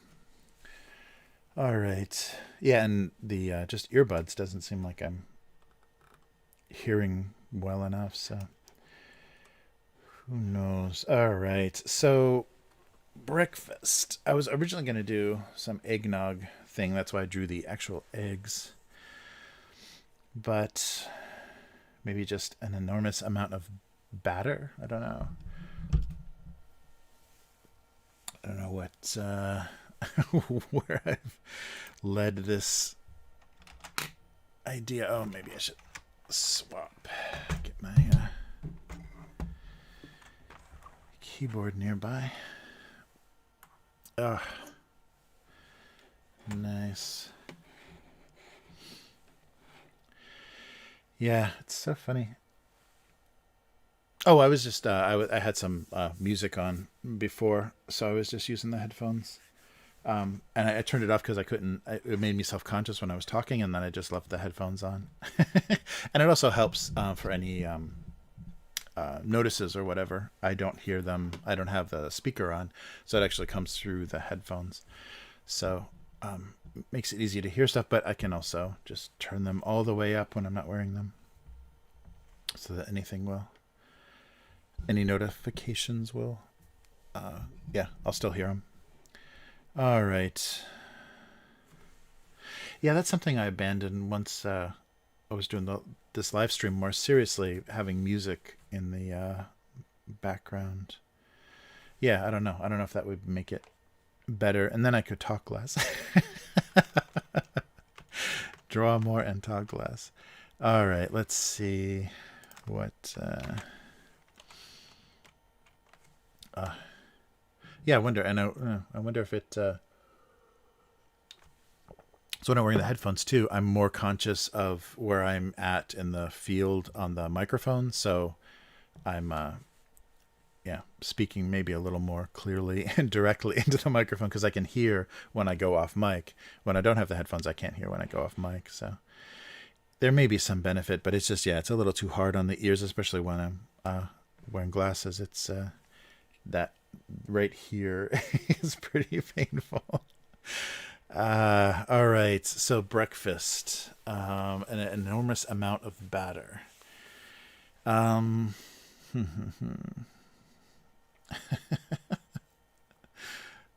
So yeah, waffles or pancakes or some kind of mystery batter.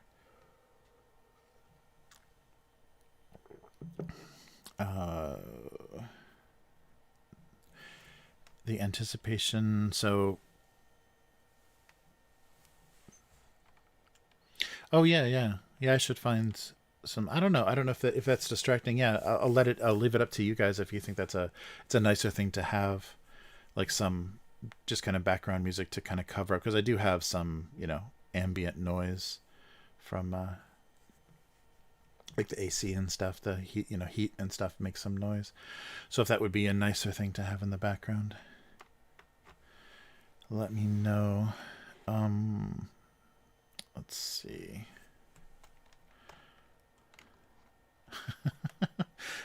Batter centric. Anticipating. Let's see. So unknown batter, or not knowing what type of. Because I did fill the entire bowl with whatever that was.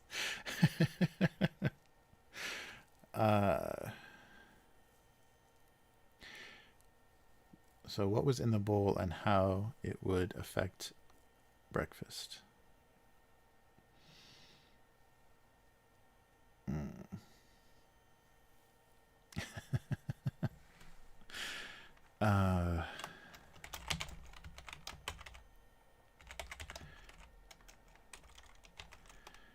They all needed to know what was in the bowl and how it would affect breakfast.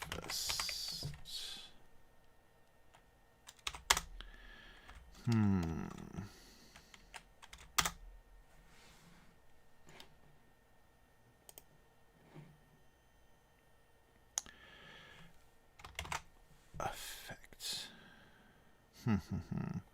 They all needed to know what was in the bowl and how it would affect breakfast.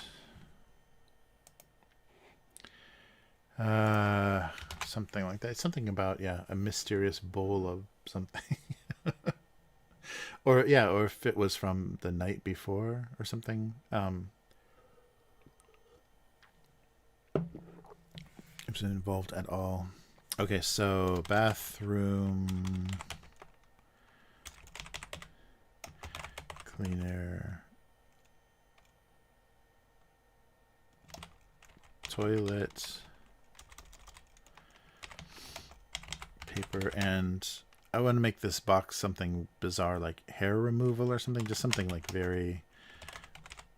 some kind of odd kit of something.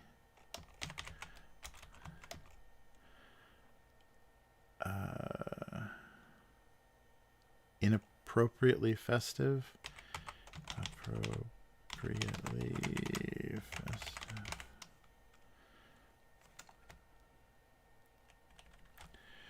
Or sometimes.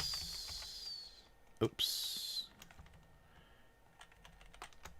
Wrong spot. Or sometimes inappropriately. That's a long one. Yeah, I think if I don't name what these things are, it's not going to make any sense. So bathroom cleaner, toilet paper, and hair removal kits are sometimes inappropriately festive. No punctuation.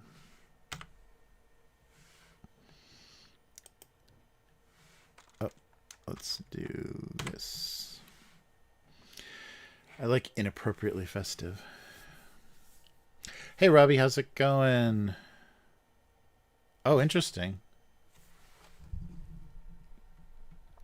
Oh yeah. If you want to give any input, this is usually the most boring part of the stream, is when I'm just thinking out loud about the next joke. But yeah, feel free to give any input. Any input to what you're looking at, and we'll see how it goes. But I think because I drew these things so generically, they're just. And actually, that red box isn't even very festive, is it? I should draw something else on that box.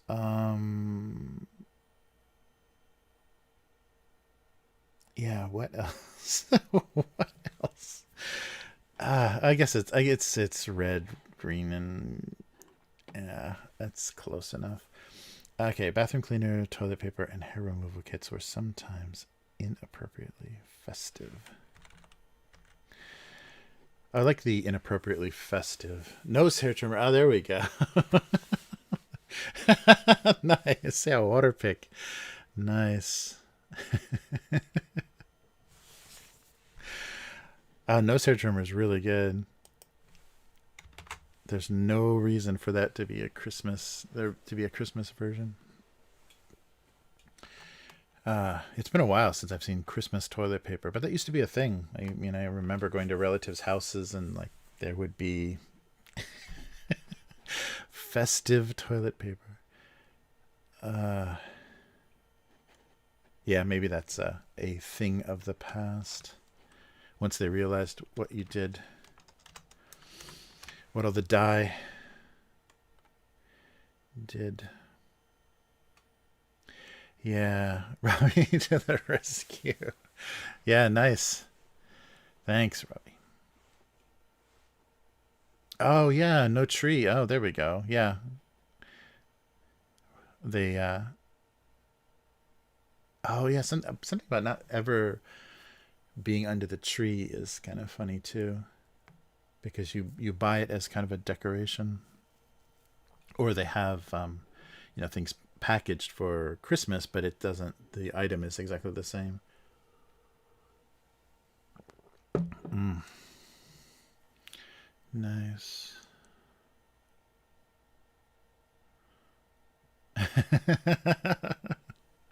Yeah, I like that. Not never being under the tree.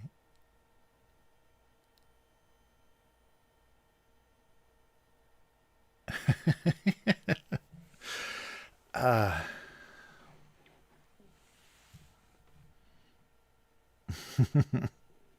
Yeah, kind of pre-wrapped.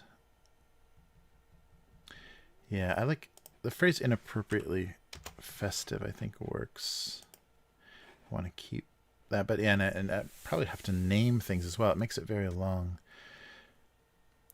Yeah, I think if I just call them gifts, it may not. They're such generic objects. I wonder. So, but I like nose hair trimmer is really good. But never being under the tree is a funny thing too. Yeah, they're all dressed up for the holidays. I never made it under the tree.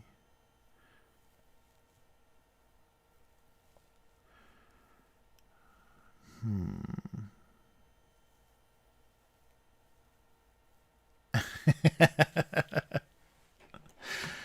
Nice. The unused. It's merely decorative. Only decorative. Hmm.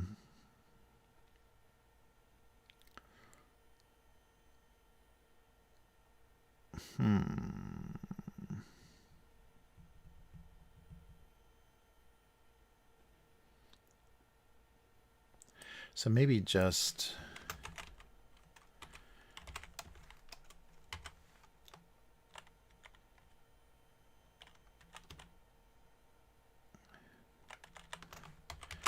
never made it under. If I do Christmas tree, that makes it just as long.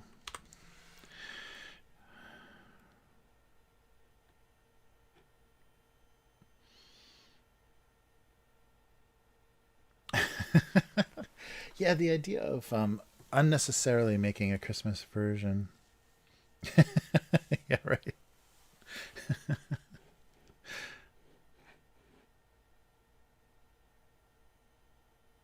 Yeah, that's true. Yeah, it becomes redundant. Yeah, I like inappropriately festive.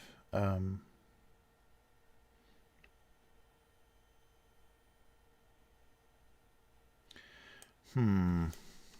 Okay, so if we have the list of things, never made it under the Christmas tree. Hmm.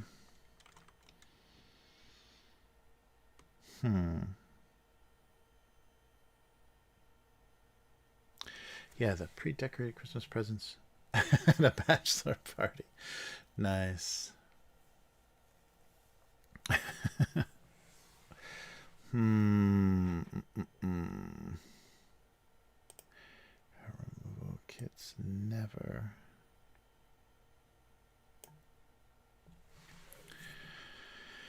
Yeah, so things that nobody would be excited to receive or want to open in front of their family. So they're pre-decorated in the store. So let's see. Bathroom cleaner, toilet paper, and hair removal kits never made it into the Christmas tree. I think often in how to spell this again? I like the inappropriately festive. Yeah, that's spelled wrong. Appropriately.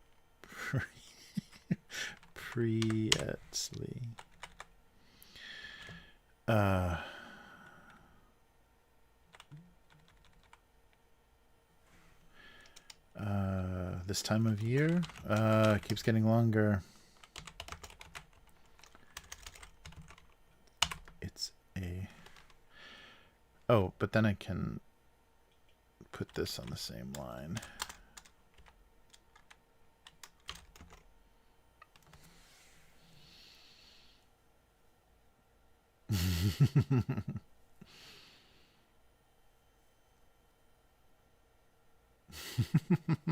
Nice.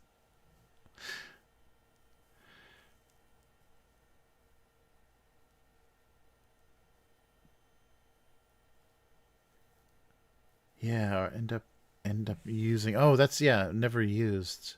Oh, that's a good thing too. Is that's a funny thing too. Is that once they're packaged for Christmas, you never want to use them beyond that point, or they seem kind of outdated or inappropriate after the holidays. Toilet paper and hair removal kits are often inappropriately festive this time of year. Oof, I don't think I need all of that.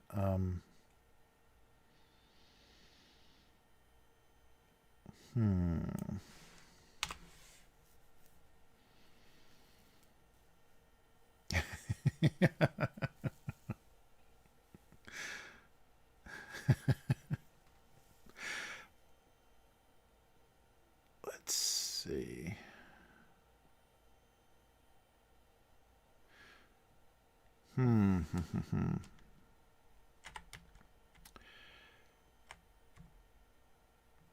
Yeah, is there something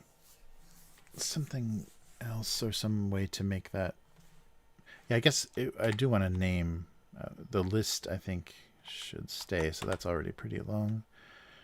But just to give you, because the objects are too generic, I don't think I can draw anything that would be a recognizable bathroom cleaner. A toilet duck, perhaps. All right. Inappropriately festive.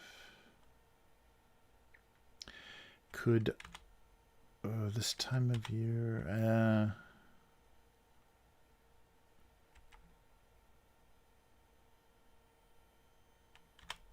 Yeah, the tree part is really good. Underwhelmingly inappropriately. Yeah. Yeah, underwhelming is good. Yeah, inappropriate and unnecessary.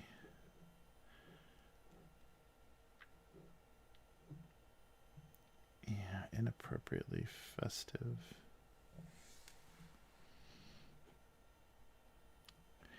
In this season or this time, yeah.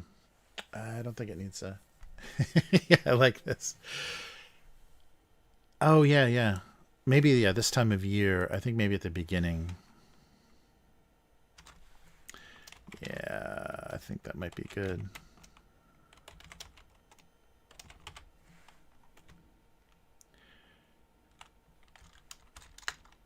Or often. And I spelled time wrong. This time of year, bathroom cleaner, toilet paper, and hair removal kits were often inappropriately festive. Yeah, this time of year, I think, is good. White elephant rejects. Oh, that's good too. Yeah, what is it? The island of what was that? The toys that nobody wanted. Misfit toys. That's right. Yep. The mystery box. Yeah, that box is a little generic, and it's not quite festive enough, but I think it still comes across. This time of year, bathroom cleaner, toilet paper, and hair removal kits are often inappropriately festive. I think that's, yeah. It almost looks like a meal. Nice.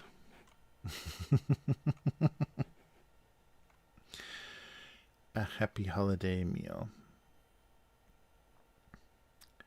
All right. Oh, do I want to, let's see, the patterns, where are they? Oh, here. Let me bring that down a little bit.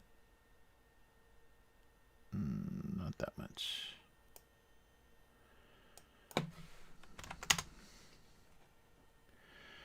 Yeah, a little bit, so it looks more printed on.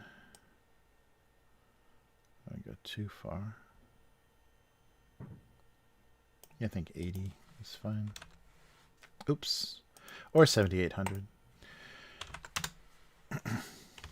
Looks a little bit more, yeah, printed in the image. McDonald's Happy Meal vibes, yes.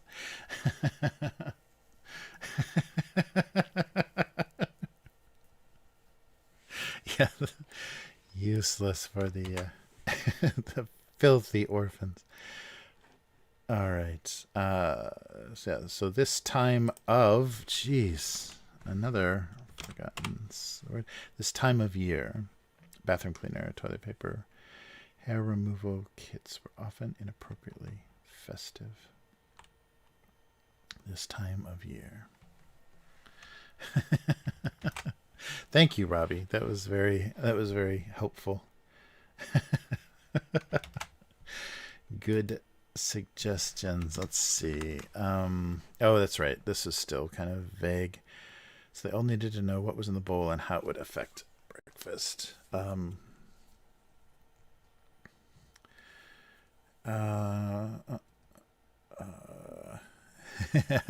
it's good. It's very good.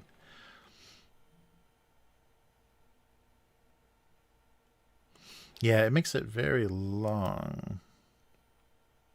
Yeah, that's true.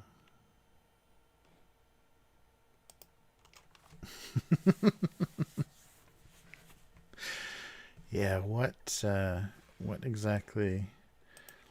So the idea was either it was a pre-existing bowl of something that was sitting out overnight.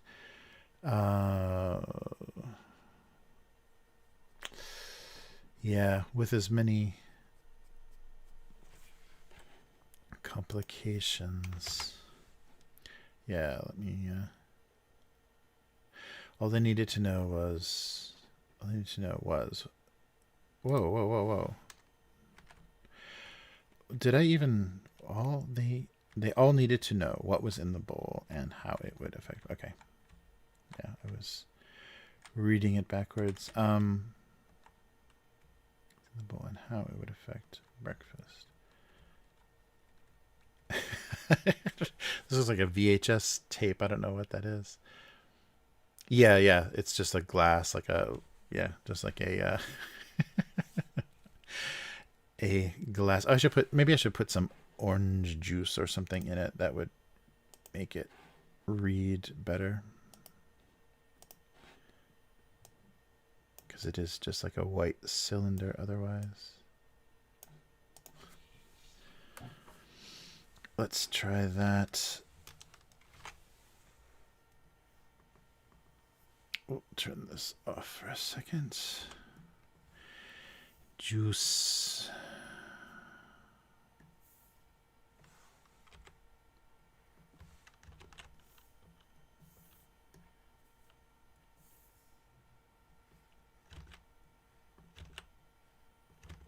Oh, come on.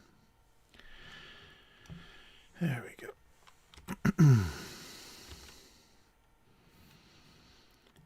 There we go. something in there. Makes it make more sense. Detective orange juice. I originally read that as defective orange. Like, what? Defective? Detective orange juice.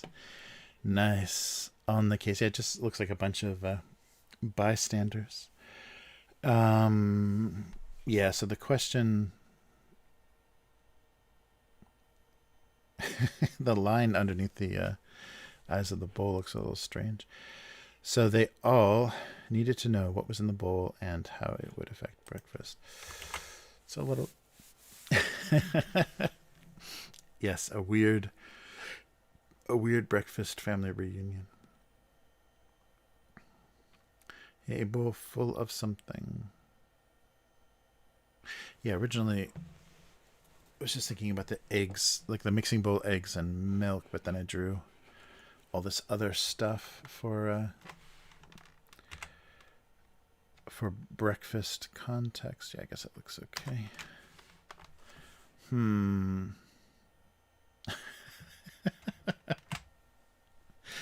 Yeah, maybe the bowl can be looking in a different direction. That might help. Get it away from the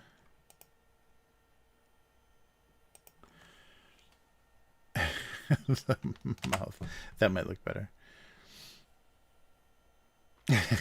A weird AA meeting. Nice. Yeah, they were all getting through their introductions.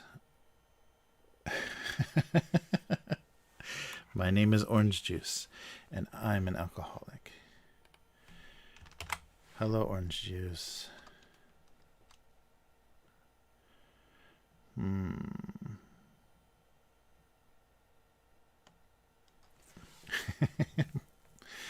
More yolk. Yeah, how does that read? Yeah, it looks very yellow, doesn't it? A mysterious amount of something. And orange juice isn't very transparent, so maybe I should get rid of that part of the shadow. Yeah, you're not going to see the edge of the glass if that's opaque orange juice. Oh, yeah, something about yeah, wasn't long for the griddle, or wasn't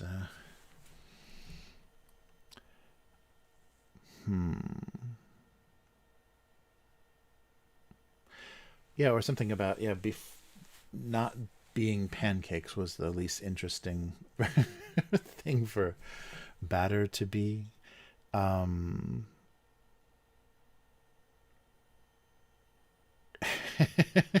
Oh yeah, or maybe a refusal. Keith forgot to watch the spatula, and they waited. Oh, that's good. Yeah, forgetting to. But something about reluctant to become pancakes. Like the breakfast was at a standstill because someone refused to become pancakes. Oh, maybe that's, yeah, instead of the mystery bowl, maybe the reluctance to become pancakes. They all yeah, they're delayed, right? They all, or breakfast delayed because of someone's reluctance to become pancakes. I like reluctance to become pancakes as a funny enough phrase. Breakfast was delayed because of someone's reluctance to become pancakes. Really reluctant. This whole cartoon is, and maybe I should change it. Yeah, oh, I did a, yeah, that's right. I did a cartoon series called Appropriate Responses, which was inappropriate, actually. So breakfast was delayed because of someone's reluctance to become pancakes. Because of, should that be in quotes? Because of someone's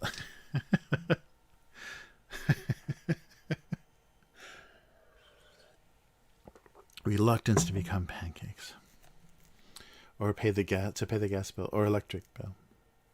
Oh yeah, right. There was no source of heat. Oh good. Yeah, thanks, Robbie. This is good. This is really fun. Good stuff. Yeah, breakfast was delayed because of someone's reluctance to become pancakes. Someone, not pointing any fingers, but. And I spelled pancakes wrong. Jeez, I definitely have to spell check all of this. Really bad today. All right. Yeah, I think we'll go with that. All right. Breakfast was delayed because of someone's reluctance to become pancakes. Let's do that. And then, oh, yeah. And then this novella. Yeah, maybe get rid of that and then even this out a little bit.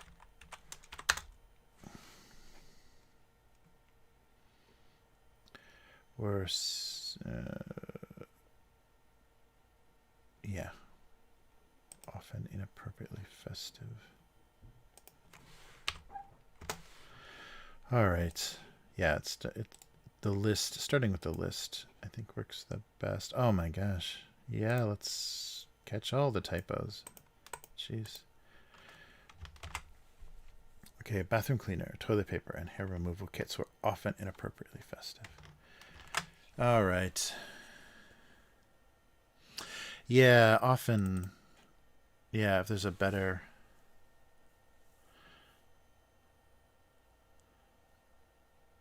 Yeah, there might be a better.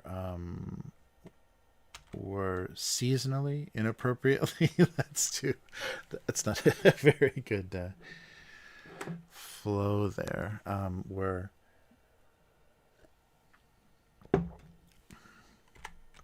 the cleaner and hair removal kits could be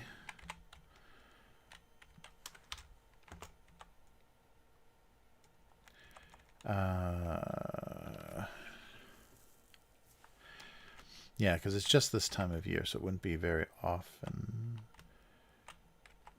Bathroom cleaner, toilet paper, and hair removal kits. Sometimes. Oh yeah, once a year, we're annually inappropriately. I can't do double adverbs. Sorry.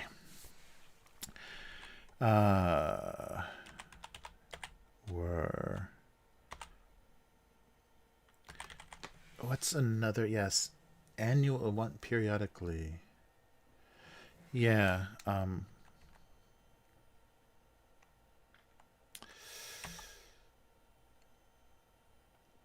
Inappropriately festive.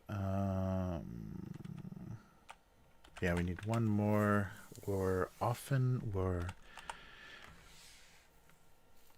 It's not often. We're very specific at a very specific time of year. In December.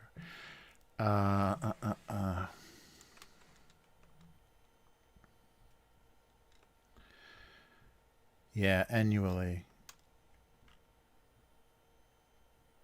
Or annually inappropriately. That reads really badly, though. Or yeah, annually is good.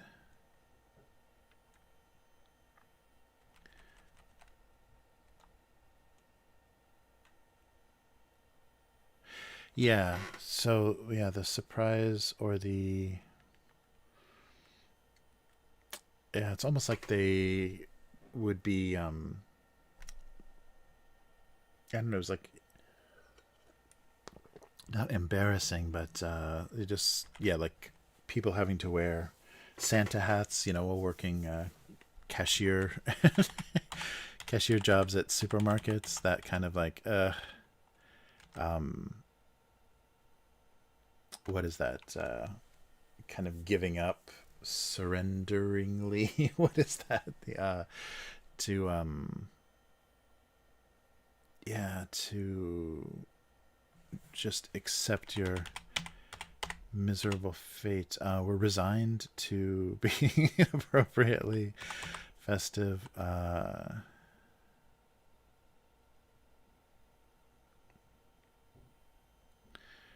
For some reason, for against their will. Yeah, yeah. It's just, it doesn't read very well with two. Yeah, right. Not regifted. Yeah. Um,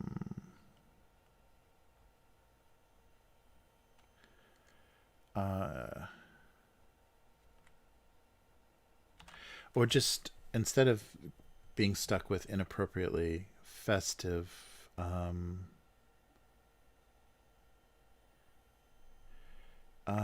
something about a holiday theme, or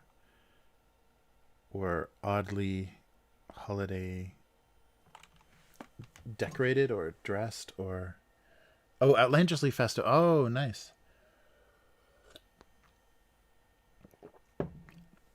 Outlandishly festive is good.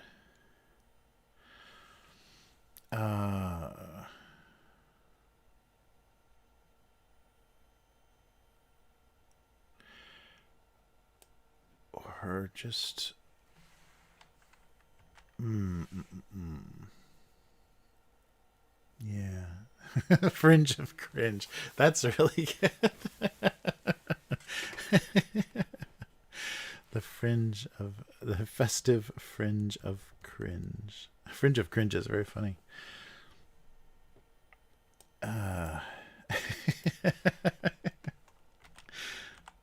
Oh, that's really, that's so funny.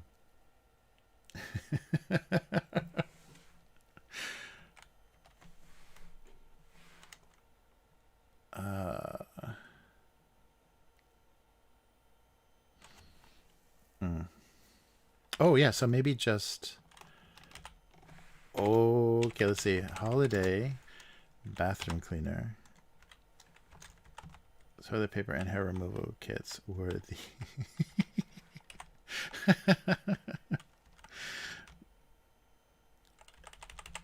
oh, that is, we're the fringe of cringe.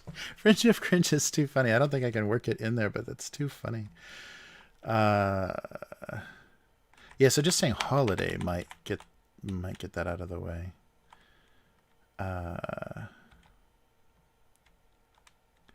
And it could still, yeah, it could fringe of cringe. I like that so much.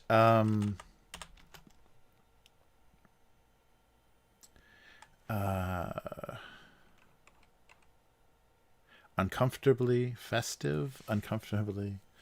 Yeah, we're on. Oh yeah, so on the fringe of cringe. Sorry, I missed. Yes.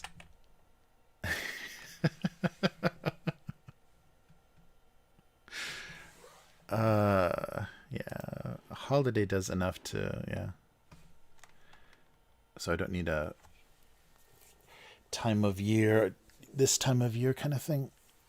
A bathroom cleaner, toilet paper, and hair removal kits are on the fringe of cringe.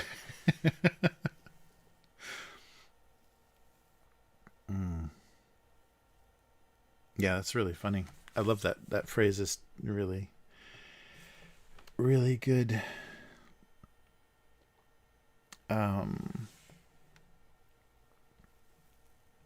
Or Christmas cringe. Or the height of Christmas cringe. And holiday removal kits were the height of Christmas cringe.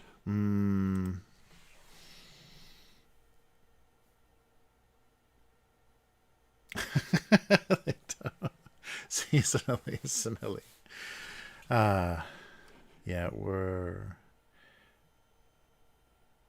Yeah, uncomfortable, or yeah, something about it being inappropriate is still pretty good, because why do they need to have a theme? I'm not gonna make it all the way back around to inappropriately festive, am I?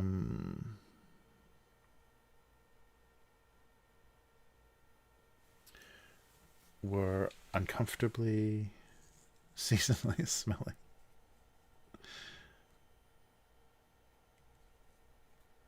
Yeah, seasonally uncomfortable. I still like. So holiday were. I think I'm going all the way back. See, this is a bad. My creative process is very bad. I think I'm going all the way back to inappropriately festive. I think holiday fixes a lot of that. Holiday bathroom cleaner, toilet paper, and hair removal kits were inappropriate. No,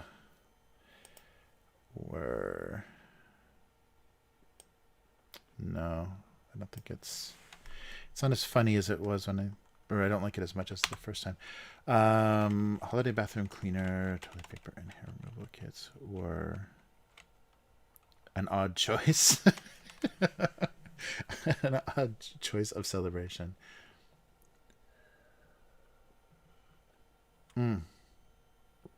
Oh, left out.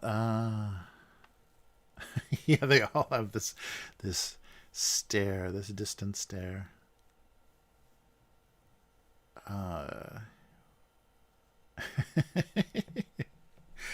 Were not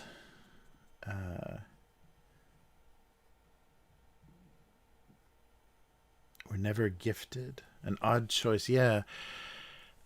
An odd choice is good. An odd not not good because they. Sorry, let me check my phone. We're getting to it's 6. Oh, nothing yet. Oh no.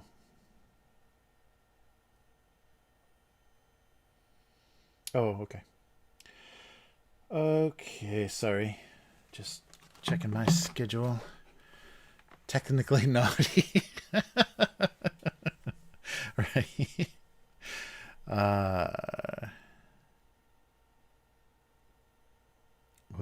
We're uncomfortably seasonal. We're not. Yeah, didn't fit the theme of joy and peace and love of the season. Holiday bathroom cleaner, paper and hair removal kits were an odd. Oh, the last thing, that's good. The last thing on everyone's Christmas list. Or somehow kept getting purchased. Somehow were purchased out of obligation, were given. So they weren't presents or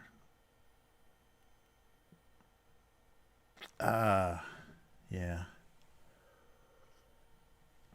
Oh, we're never. Oh, that's good. A Christmas list, yeah. We're never on any Christmas list. Maybe anyone's. Big S. Holiday bathroom cleaner and hero kits were never on anyone's Christmas list. Or were not the best. Not the best choice.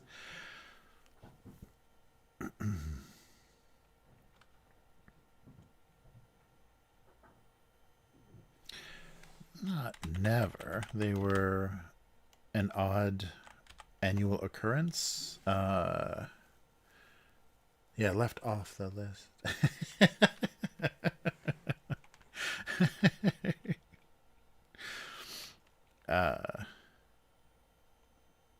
And yet here they were. Or no one ever remembered buying them. No, they just seem to appear. just seem to appear this time of year.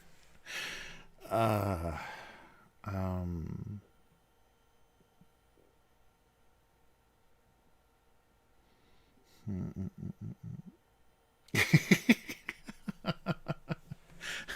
Bad touch.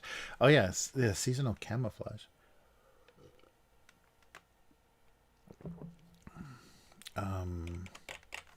Yeah, we're just made to suffer, made to be out of season immediately.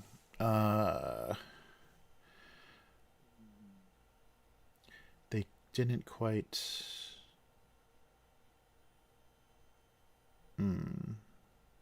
Never understood the joy of Christmas. Couldn't participate in the holiday. Felt uncomfortable. Misunderstood.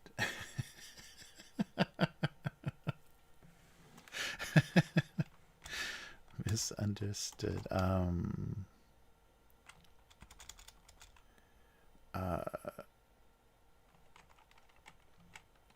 Yeah, what is that? There's something that's so. I like the cringe idea was good, like holiday cringe. They were unnecessary. Unnecessary and always there. Like the unnecessary ever present. Unnecessary and ever present. Ever present may not work well. Oh, maybe just unnecessarily festive. Yeah, I like the idea of like there's no point in having to decorate them. So festive is back. Let's see. Holiday bathroom cleaner, toilet paper, and hair removal kits were unnecessarily festive. Appropriately cringe. Yes. Didn't hide their holiday wrapping, didn't by the function. Unnecessarily themed, unnecessarily what's another like festive?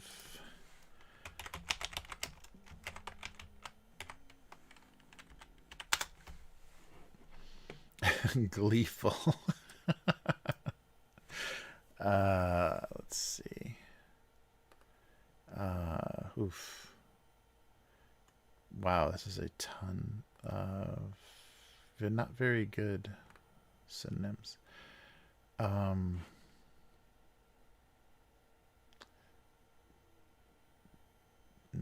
Overjoyed, amusing.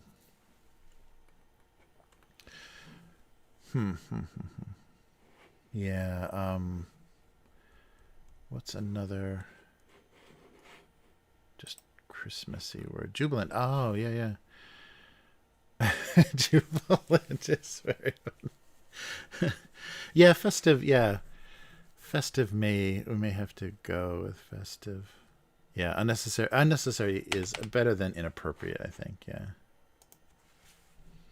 Yeah, nothing is, I think, the festive part because they're just staring, so they're not actually being very festive, but they are just looking the part.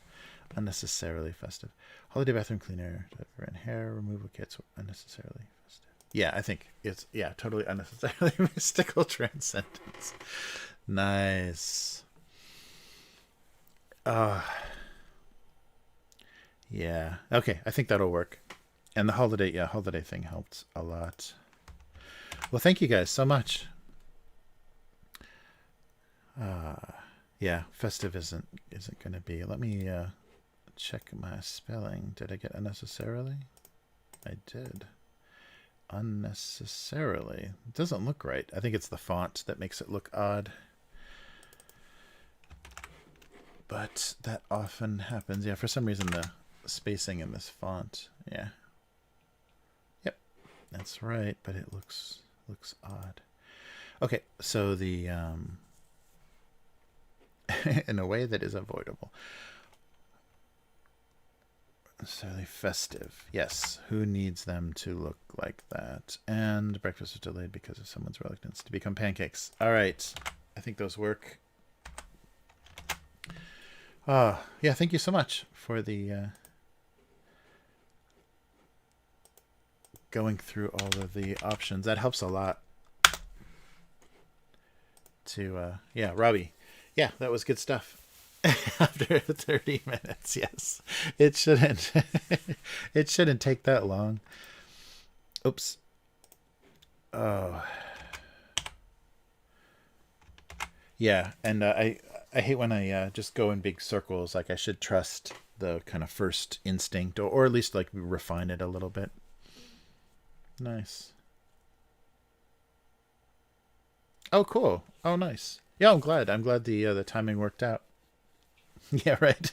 What save? What? Oh no. uh. All right. There we go. Yeah, good stuff. Oh, yeah, I'll open one of these back up so we don't just look at the... There we go. Just look at the weird home screen for Photoshop. All right. Wow. Yeah, very fun. Thank you so much for contributing. That really was a good... All right. Wow. So, oh yeah, and we've got a little bit of snacks to to take a look at. Yeah, this was an odd one. I don't think this is going to be very pleasant, but it was a weird... I couldn't pass this one up because it was such an interesting sample of things. So let's do all three of these, and hopefully it will overwrite the typo. There we go. Nice. Oh no, we've got a quick convenience store segment. Yeah, so I found something. I don't know what it's gonna be. We will find out. All right, so let's switch over to that. Here's a little chime. I hope it's not too loud.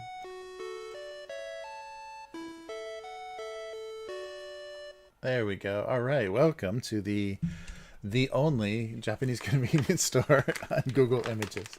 Yeah, this has to be near like Tokyo Station or something. Yay. But yeah, so here is this collection of it's rice crackers, and they usually call these like okaki, like just something to go with beer or alcohol usually. But look at this, it's the top 10, and if you can see, so it's all rice crackers except for this little snack. I guess if you have a cat, you can he could enjoy this little dried fish. I don't know why that's in the rice cracker, but this is the #1 selection, right? For what is it, 2019? Yeah, for the 2019 to 2020. So this won this won the best selection for crackers. Oh, nice. Oh, nice. Thank you for sticking around for the snacks and not all the inappropriate game misinformation. All right, yeah. So it's 10 different. The bag is kind of small, so I can't imagine there's too many more than like one or two of each. But we'll give each one of these a try. And they name all of them too. Oh wow. Okay. Oh boy, this will be interesting. Okay, so let's see. We'll refer to the useful chart on the front here. Wow, these are really sealed. Down this way. I was hoping to open it more gracefully. All right. So, and right away, right away you get that low tide, low tide smell. So there's a lot of fish flavors. I think there's a shrimp cracker here, and of course there's just a little fish there. So we'll see how that goes. So I wanted to keep the front intact. All right, so the Sumami what is this? Oh, it's the company's name. That will help. Oh, Daiseka. Kame Daiseka. And, okay, so let's start with... Oh, here's a little one. So this is a little pea cracker. Yeah, it's a rice cracker with just a little... What is that? It's just salt and something. Maybe like a little... It's a little butter flavor. Yeah, butter and salt. That's all that was. Oh, here we go. Here's the shrimp cracker. Yeah. Yeah, so here's our delicious little shrimp cracker from the front. Is it shrimp? Yeah. So the delicious shrimp snack, which isn't too bad. It's not too overpowering. Oh, here we go. Here is the... Sorry, it's so small. Oh, I have no idea. So this is some kind of like tiny osenbe, but it's actually just pure rice. It's gonna probably just be like styrofoam, but yeah, it's got a little bit of fish flakes and seaweed, nori, and fish flakes on it. So you can see there's a little speckling. So it's the rice almost has no taste, but a little bit of the seaweed taste. Oh, what is this one? I have no idea what this one is. It's a broken part of something. Yeah, maybe these guys? Sorry. So much bad information. Oh, they all have these fancy little... I'm not sure what that is. He was broken, so we won't count him yet. Oh, here's the first one again. The little buttery cracker. Those are decent. Those are really nice. Oh, here. There's a bigger version. That's the broken piece. That's this big guy here. So it's actually got some beans in it, like some soybeans. This is just a soybean cracker. So see those little dried bits are just little dried beans.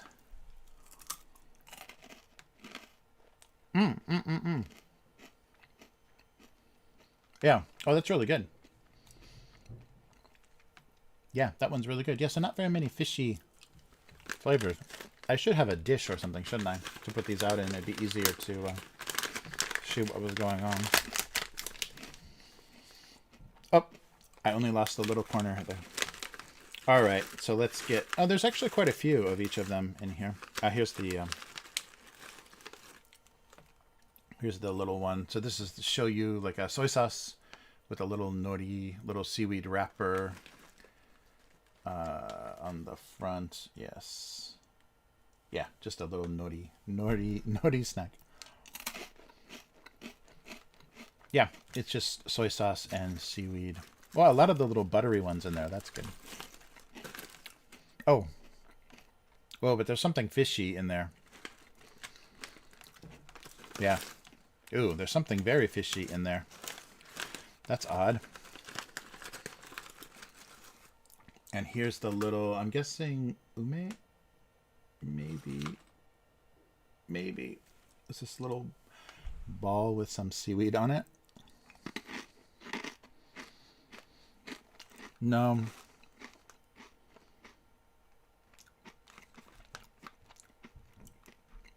I have no idea what that... It's some kind of sauce. But not... I thought it would be because of the color. Ume sauce. But not, not particularly.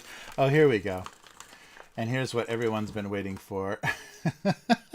the little dried fish. Yeah, these are usually not too bad. And you get to eat a little eye. That's my favorite part, is the eye. Yeah, this is like a whole little guy. He's got... There's a little bit of batter or something on him. And yeah, very hard. So kind of dried fish, but very sweet There's kind of a sweet soy sauce on them. Oh, oof. The top 10 Riz crackers. Nice. Okay, Rob. Thank you for hanging in there. Sorry, the snack tasting is going so slowly, but yeah. Take care. It's like around 6 p.m. here on what is it, Tuesday. So yeah, thanks for hanging out and take care. Catch you guys, or catch you later, Robbie. Thank you for helping with everything. No, it's an actual real fish. And here's the this little guy. I think it's the kind of cheese. Oh no, this is honey, hachimitsu.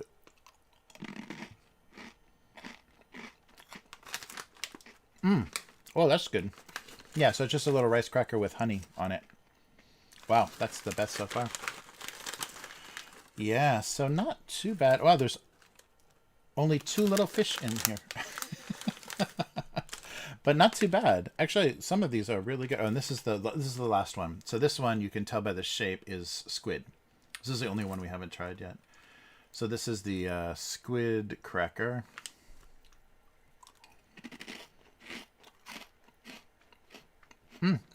It's okay. It's not too fishy. I think the fishiest thing is the fish in here, and these as well. Something with the I should have the little graphic up for these. Something about in the middle of this was a little bit oddly fishy. Yeah, and it's really easy for any flavor to overpower the rice cracker because the rice cracker doesn't have that much taste.